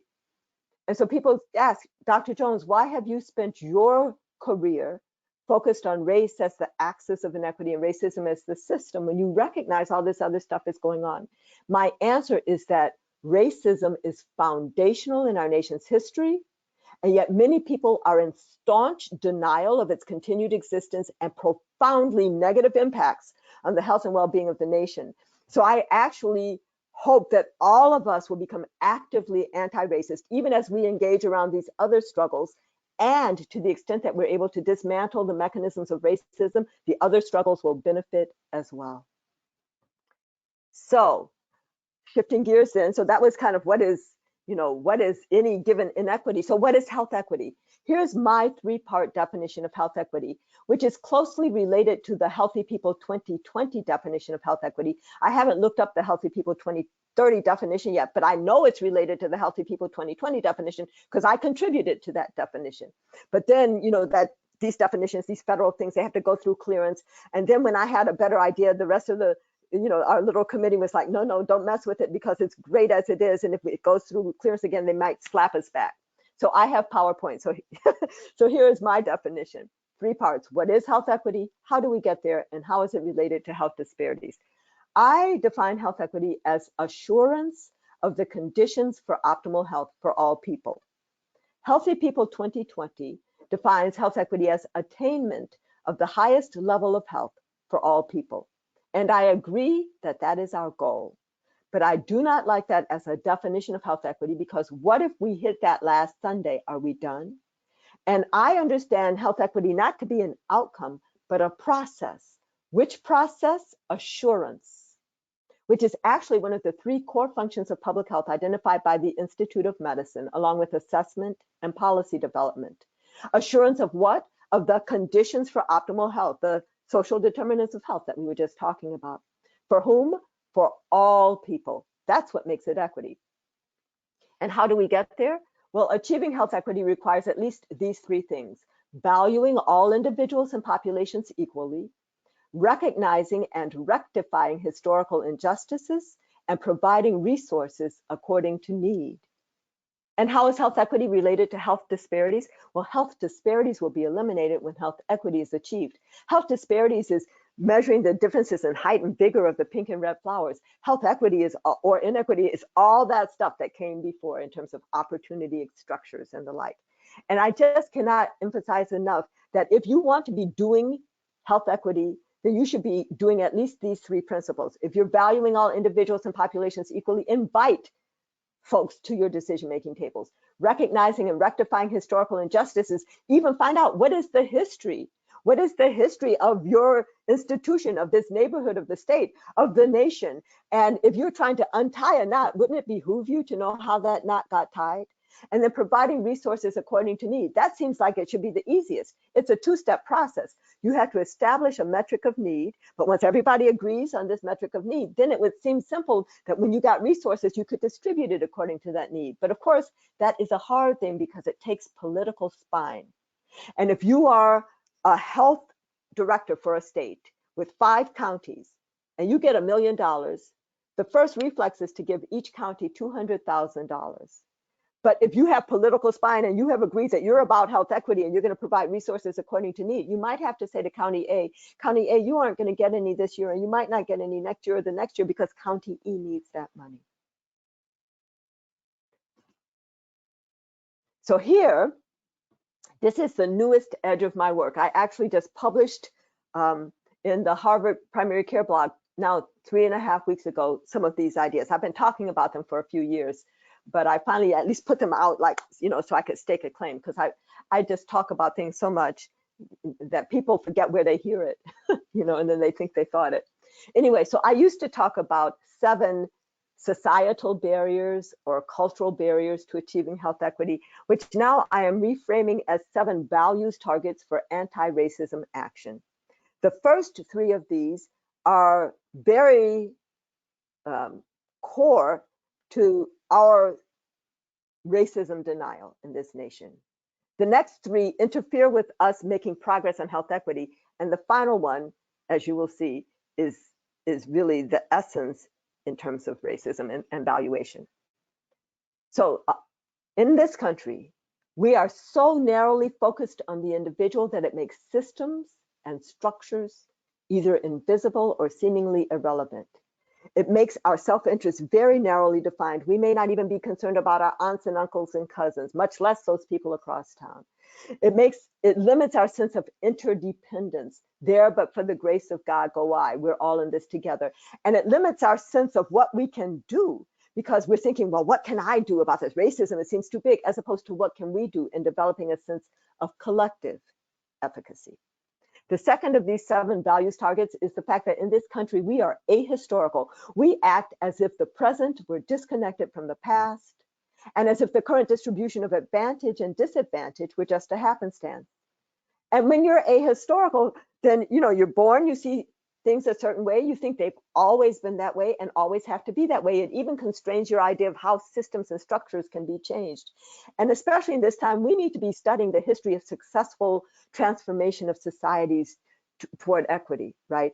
In this time of promise, we need to figure out what has worked in past struggles and what has not. The third of these values targets is our endorsement of the myth of meritocracy. The story that goes something like this: if you work hard, you will make it. Now, I give you that most people who have made it have worked hard, although not everybody who's made it has worked hard, and we have some prominent examples of that. But most people who have made it have worked hard. But there are many, many other people working just as hard or harder who will never make it because of an uneven playing field, which has been structured and is being perpetuated by racism, sexism, heterosexism, capitalism, and these other systems of structured inequity. And when we deny the existence of those systems, then we are endorsing the myth of meritocracy and blaming people who have not made it for being lazy or stupid.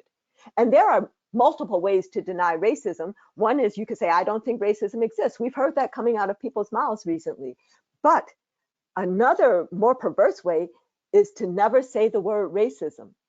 Because even if you're talking about diversity, equity, and inclusion, disparities, disproportionalities, cultural competence, structural competence, implicit and explicit bias, or conscious and unconscious bias, race, if you talk about all of those things and you never say the whole word racism and let the ism come out of your mouth, because the ism is the system piece, then if you never say the word racism in the context of widespread denial, then you are complicit with that denial. The fourth of these 7 values targets is our endorsement of the myth of a zero-sum game, that if you gain, I lose, which puts us up in competition with one another as opposed to cooperation. It masks the cost of inequity, masks the fact that these systems of structured inequity sap the strength of the whole society through the waste of human resources, and it hinders our efforts to grow the pie. It's almost like I'm sitting at a potluck dinner and I don't want you to come over here because I think you're just going to eat up all the food, and I don't even recognize that you're bringing all kinds of cakes and pies and roasts and salads and fruit with you because I don't even value you. The fifth of these 7 is our limited future orientation. Now, the parts of the future that we can touch today are the children and the planet. And we have a disregard in this country for the children and a usurious relationship with the planet. So in contrast, so many American Indian nations have a 7 generations perspective in their decision making. What is the impact of this decision 7 generations hence, or a 100-year plan? We do not. And East African groups, including the Maasai, I am told, greet each other not with, hey, how you doing, but with, how are the children? Hoping to get the response back that all the children are well. We don't even ask how are the children in this country, and if we did, we would not get the answer that all the children are well. The 6th of these 7 is our endorsement of the myth of American exceptionalism, that the US is so special. We don't even say, US exceptionalism. We take America, which is like 2 continents, right? So North America and Central America and South America, and we call it American exceptionalism. But so that we're so special, so different, so ordained by God that the usual rules for other countries don't apply to us, and that there's nothing we can learn from other nations. Oh, if we would just learn from the nations that are actually controlling their COVID-19 pandemic so much better. So many lives to be saved. The 7th of these values targets is white supremacist ideology, which is really the first. That's the basis on which racism, structures opportunity and assigns value. This is not a lightning rod term. White supremacist ideology is the description of the false idea of a hierarchy of human valuation by race, with white people at the top as the ideal or the norm. First of all, there is no hierarchy by race. And even if there were, who would put white people at the top as the ideal or the norm? But this is what white supremacist ideology is, which gives people who are living as white a sense of entitlement. It results in the dehumanization of people of color and fear at the browning of America, which is underlying a lot of our political divide today. So I just want to briefly give you a tool that you probably do not yet have in your toolbox. And then we're going to round around to the close and finish up with some questions. I wish I could see you because I'm going to ask a question. I should have put this as a poll question. How many of you have heard of the International Convention on the Elimination of All Forms of Racial Discrimination? Like, if you're like most groups, not many. What is this? What is ICERD? It is an international anti-racism treaty that was adopted by the United Nations General Assembly way back in 1965. Who knew? Right? Who knew there was an international anti-racism treaty? It's just a 9-page treaty. I encourage you to read it. That webpage is the Office of the High Commissioner for Human Rights at the UN. So here's a question. Do you think the US has signed this treaty? Well, yes, surprise, surprise, we did. We signed it in 1966. But the trick there, of course, is that our diplomats can go sign treaties all they want to, but it doesn't have any force over our actions as a nation unless the US Senate has ratified the treaty. So that's a good follow-up question. Do you think the US Senate has ratified this treaty? And now you're like, I don't know. Well, yes, the US Senate ratified the treaty 28 years later in 1994. So what does that mean? It means that today we have international treaty obligations to do right under this 9-page anti-racism treaty, where one of our obligations is to submit periodic reports to a United Nations committee. Who writes the reports? The State Department writes the reports. This is not like some fringe thing or some academic institution over there writing this. This is a real thing. And the reports are due every 6 years. The reports really in the treaty are every 2 years, but nations are allowed to bundle their reports into 6-year bundles. Our last report was submitted in 2013, so we're late for the 2019 one.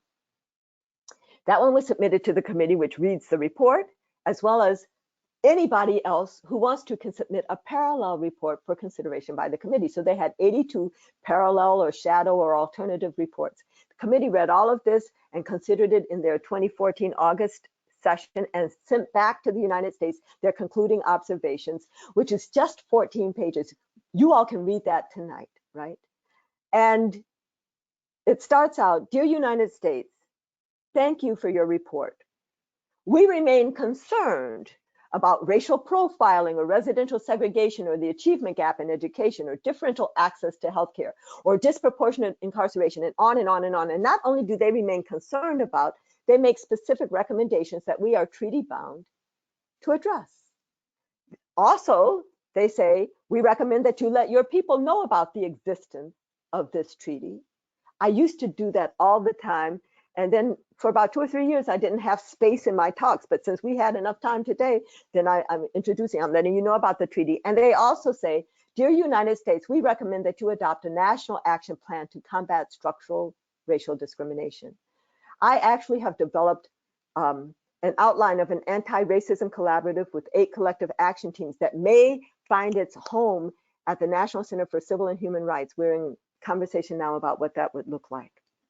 But without you all, unless you want me to go more deeply into that, what can we do today? I want to go back to that image with which I started, the restaurant. And we need to look for evidence of two-sided science, actively look for evidence of two-sided science. Is there something differential going on by race here, by language, by immigration status, by zip code, by gender, by urban, rural? Is there something differential going on? Don't feel satisfied, well, it looks open to me, right? We need to burst through our bubbles of experience to experience our common humanity in different settings. All of us live in a bubble. We live in a bubble of, our jobs and our children and our community, maybe a faith community and maybe other clubs and all. Some of our bubbles are big bubbles with thin bubble boundaries. Some of our bubbles are smaller with thick plexiglass boundaries. And sometimes I think some of those are getting tinted and polarized. But whatever the size of our bubble is, most of us do not know that just across town, there are people who are just as kind, funny, generous, hardworking, smart as we are, who are living in very different circumstances. We need to burst through our bubbles to experience our common humanity in different circumstances. And that can be done at individual levels. It can be done by, sometimes faith institutions try to do that, but workplaces can also do that too. What if a workplace strongly encouraged their employees to spend at least half a day every other week volunteering? I mean, now we're in COVID land, but volunteering in a prison or at a senior center or childcare center, not just one-time voyeuristic, but on a regular basis to really get to know people and their lives. If we did that, and if we had the right mindset to be interested in the stories of others, then maybe we'd start to believe the stories of others, and then we might even join in the stories of others. And with regard to the mobilizations about police killings of so many Black and brown men and women, I am heartened that the mobilizations show that people are interested and are believing. It may have taken more than 20 years of cell phone videos to make people believe, but now people are actually joining in. We need to develop a sensitivity to the absence of who is not at the table, what is not on the agenda, what policies are not in place that, if put in place, could be quite productive. And we need to reveal inaction in the face of need, because that's the way that structural racism most often manifests. In fact, I think the most profound impacts of racism happen without bias. They happen through systems that have been set up, do not require an identifiable perpetrator, and actually just keep on operating through inaction in the face of need. But all of the action is not just on those who are inside the restaurant. Those on the outside also need to know our power. We need to recognize that action is power, including action in the streets, but also action at the ballot boxes, action in completing the census, action in all of these things. We must not think that just because we have a favorite way of acting, that it's the only way. This is an all in right now. Here we are, folks, all in. And especially that collective action is power.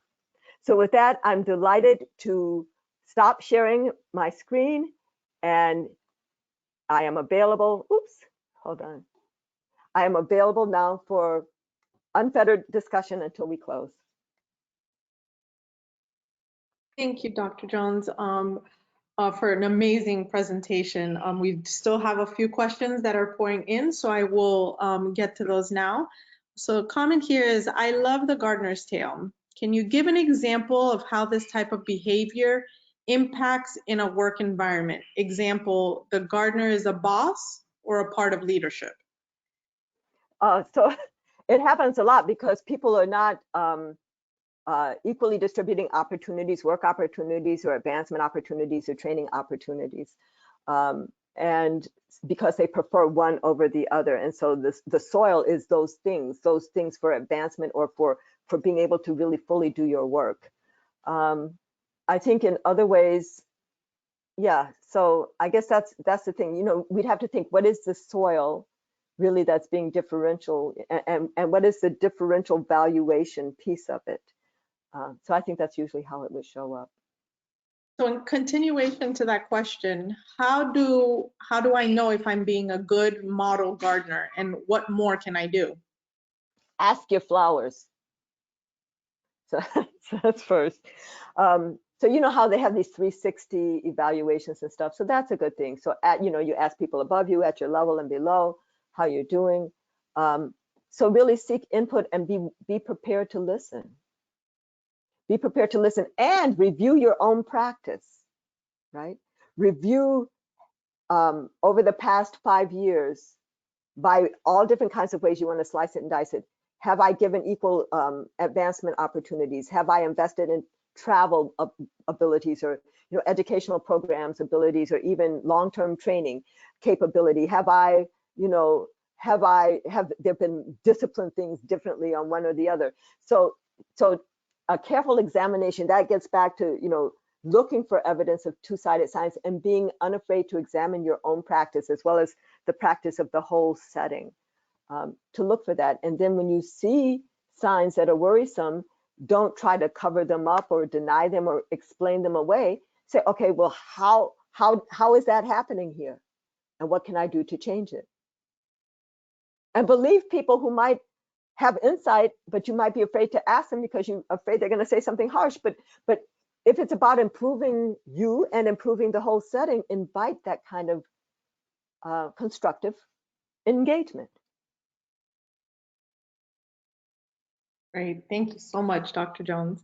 Next, we have, can you talk about what the Black Lives Matter is and how it has been politicized to help fuel the fights pro and against it? For example, now there's White Lives Matter and there's All Lives Matter. So Black Lives Matter came out of after the killing of Mike Brown and Ferguson, 2014 now, I think. And it was organized by 3 Black women who are also queer women. And it was an affirmation, really is an affirmation, because we still see that Black lives don't actually matter, but it's an affirmation. And so people who initially responded, yes, but all lives matter, that's not true. All lives do not matter. And we're trying to affirm into being that Black lives would matter. But in order to affirm that into being, I guess we have to highlight that so far it looks, the society is acting as if Black lives don't matter, but we are saying that I matter, I am brilliant, I am, strong, I am, have unlimited possibility, and yet the society is trying to constrain me. So that's what it's about. I am not very familiar with, so Black Lives Matter is a specific movement, and then there's a movement for Black lives, which includes Black Lives Matter and other organizations, and I'm not very familiar with that. White lives matter. Clearly they matter a lot in this country. I don't even think white people need to assert that, but if they want to, but asserting that should not be at the expense of Black Lives Matter. What we're trying to do is create a society. The aim is to create a society in which all lives matter, but right now we are having to intone into existence and to, that Black lives would matter. So that's my view on it. Thank you.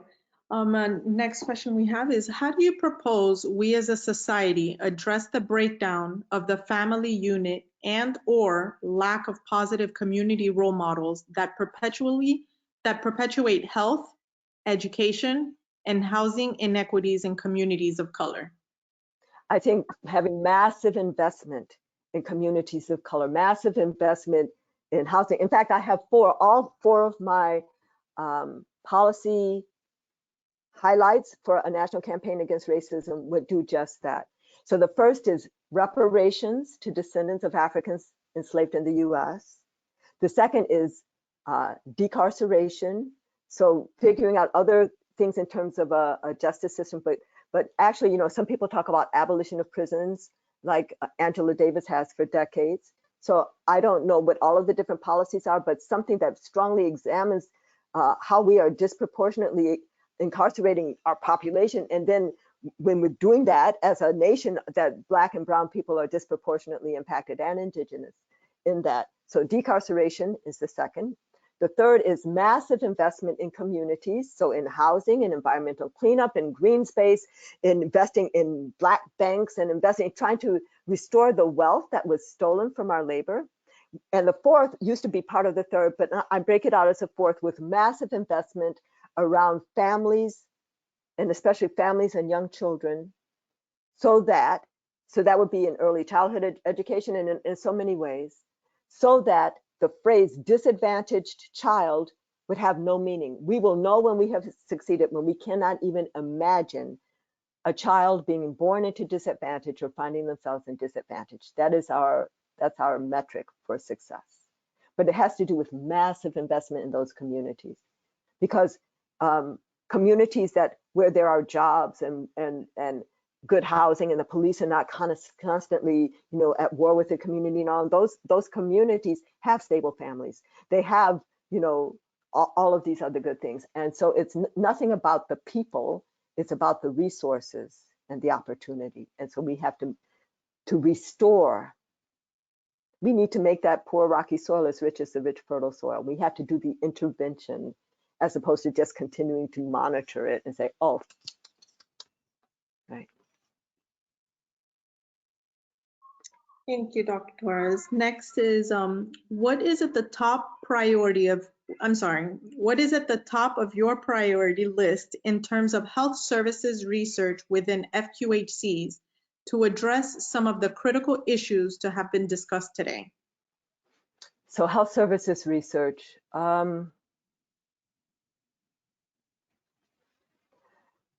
The extent of community involvement in some way, and even the community involvement could be home visits, or it could be, I mean, but the extent to which the federally qualified health center has made its walls porous, the hiring of community members, maybe, what is the impact of hiring community members at all levels of employment within the center, but especially in terms of community health workers, and does that make a difference?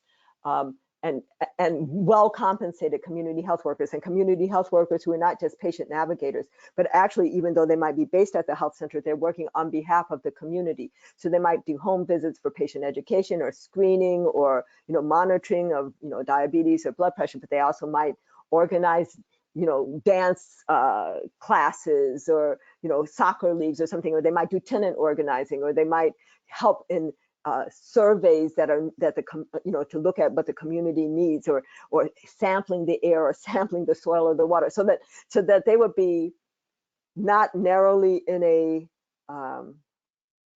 patient disease line, but they would be community health workers. I talk about this because I experienced that when I trained at the Family Health Center in the Bronx many years ago, 83 to 86, as a family physician. Then we worked closely with community health workers in those roles, and it was just amazing. So so the answer is, so the research question would be, what does it take to implement community health worker programs? What are the different models? How do the different models work in terms of impacting health? And actually, here's just another thing I'm going to throw out: community-oriented primary care as a practice model, in which a health center takes responsibility for the health and well-being of a geographically defined community, not just wanting to provide excellent care for those who make it to the door, but also wanting to address unmet and even unrecognized need. And two of the hallmarks in a community-oriented primary care model, which this model was established in the 1950s by Sidney and Emily Clark when they were in Philela Township in South Africa. They were from Israel. It was brought to the United States by Jack Geiger and Count Gibson and John Hatch in the 1960s in Columbia Point in Massachusetts and in Mount Bayou, Mississippi. It became, and so if you guys don't know this history, read this history, it became the model for community health centers, which are now, the federally qualified health centers. And it was a model, even in the early 1980s, the Health Resources and Services Administration has a whole book with different COPC models, and the Institute of Medicine has another whole book with COPC models. This was like the thing. And then managed care, health maintenance organizations became a competing model where they were also doing population care, but their populations were enrollees, and a lot of people could fall through the cracks. Whereas if you have a geographically defined community, and then if we divided the nation into geographically defined communities, nobody would fall through the cracks, even if they were unhoused, because they're sleeping on somebody's park, right? So anyway, the mainstays of this model are close community collaboration with community leaders and the like, and the hiring, training, and deployment of community health workers.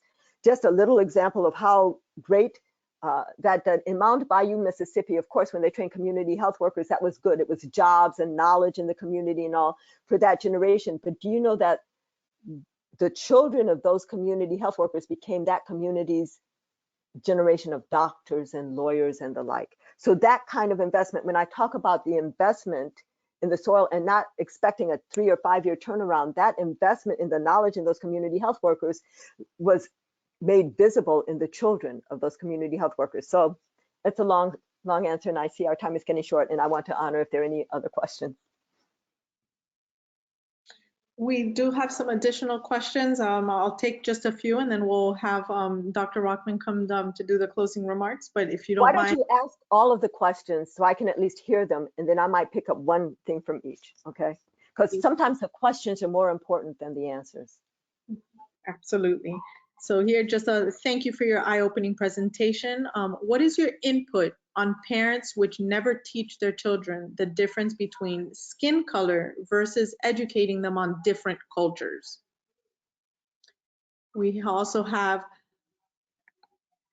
how do we address those who fundamentally believe that ignoring and categorizing racism is part of the problem?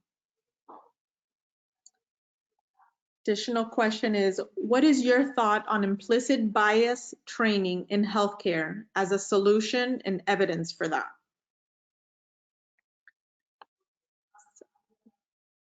Is that it?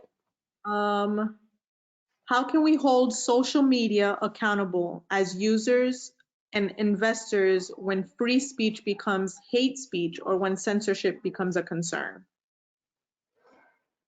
And just last two more is, how do you feel about affirmative action and the parties who say it is racist in itself? And last one is, what is reverse racism and how should that be addressed?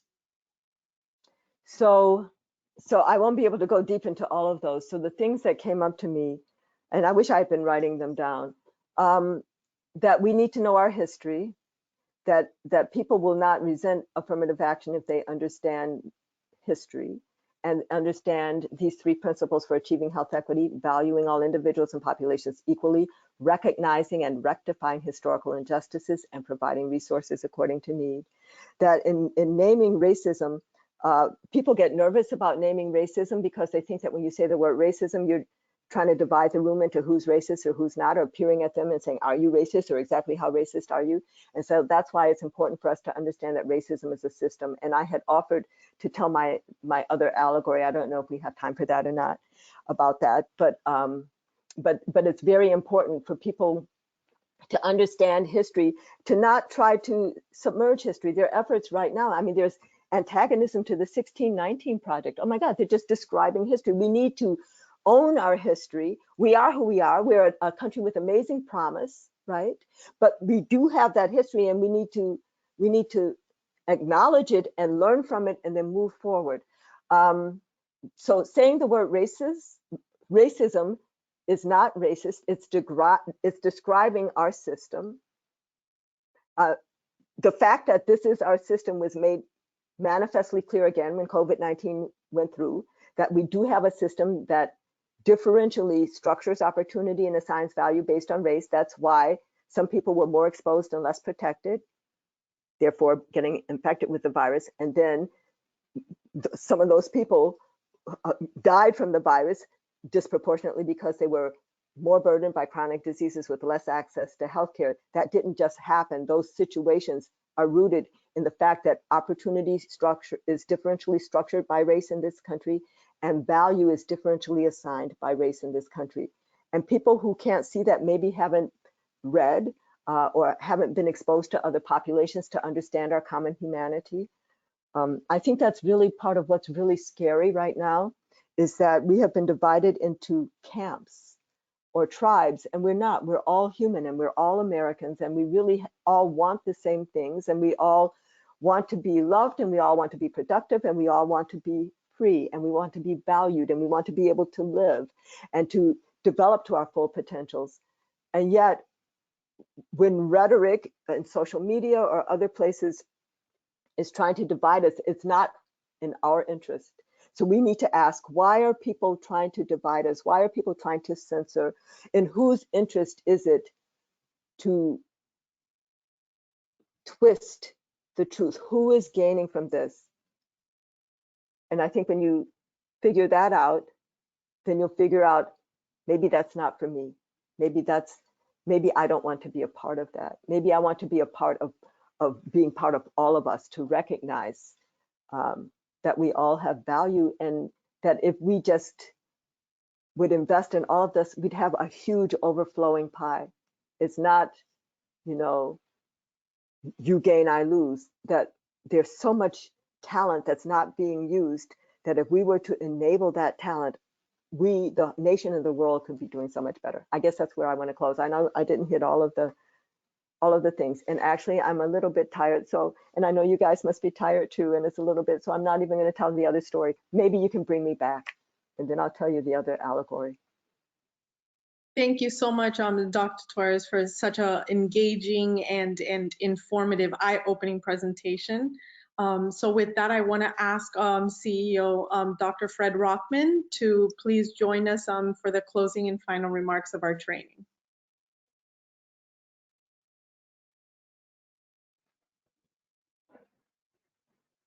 Oh, can't hear you. Can't hear you yet, Fred.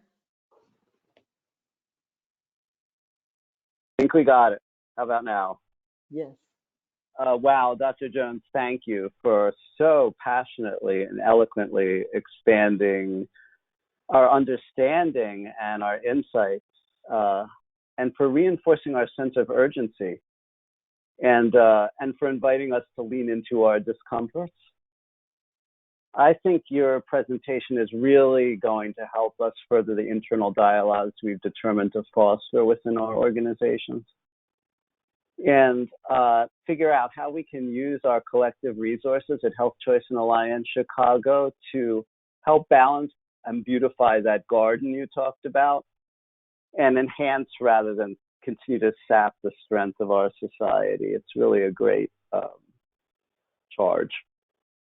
So I personally find the clarity of your 3-point framework for addressing racism and your values targets, and especially your ideas of what we can do, to be incredibly galvanizing, and look forward to taking that back and working with our teams around it.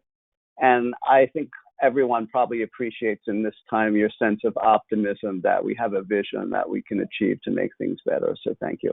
I'm so proud that we're going to be sharing you and the opportunity to benefit from your thinking with our wider audience at our upcoming conference in November. And Alex, we might need to rename it as Collective Action is Power. So thank you, Dr. Jones. Thank you.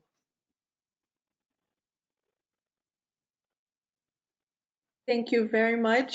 Thank you again, Dr. Jones, and thank you to all Health Choice Network and Alliance of Chicago Associates for joining us this afternoon. Wishing everybody a wonderful, wonderful day. Thank you. Thank you for the invitation. Bye-bye. Thank you. Have a wonderful evening.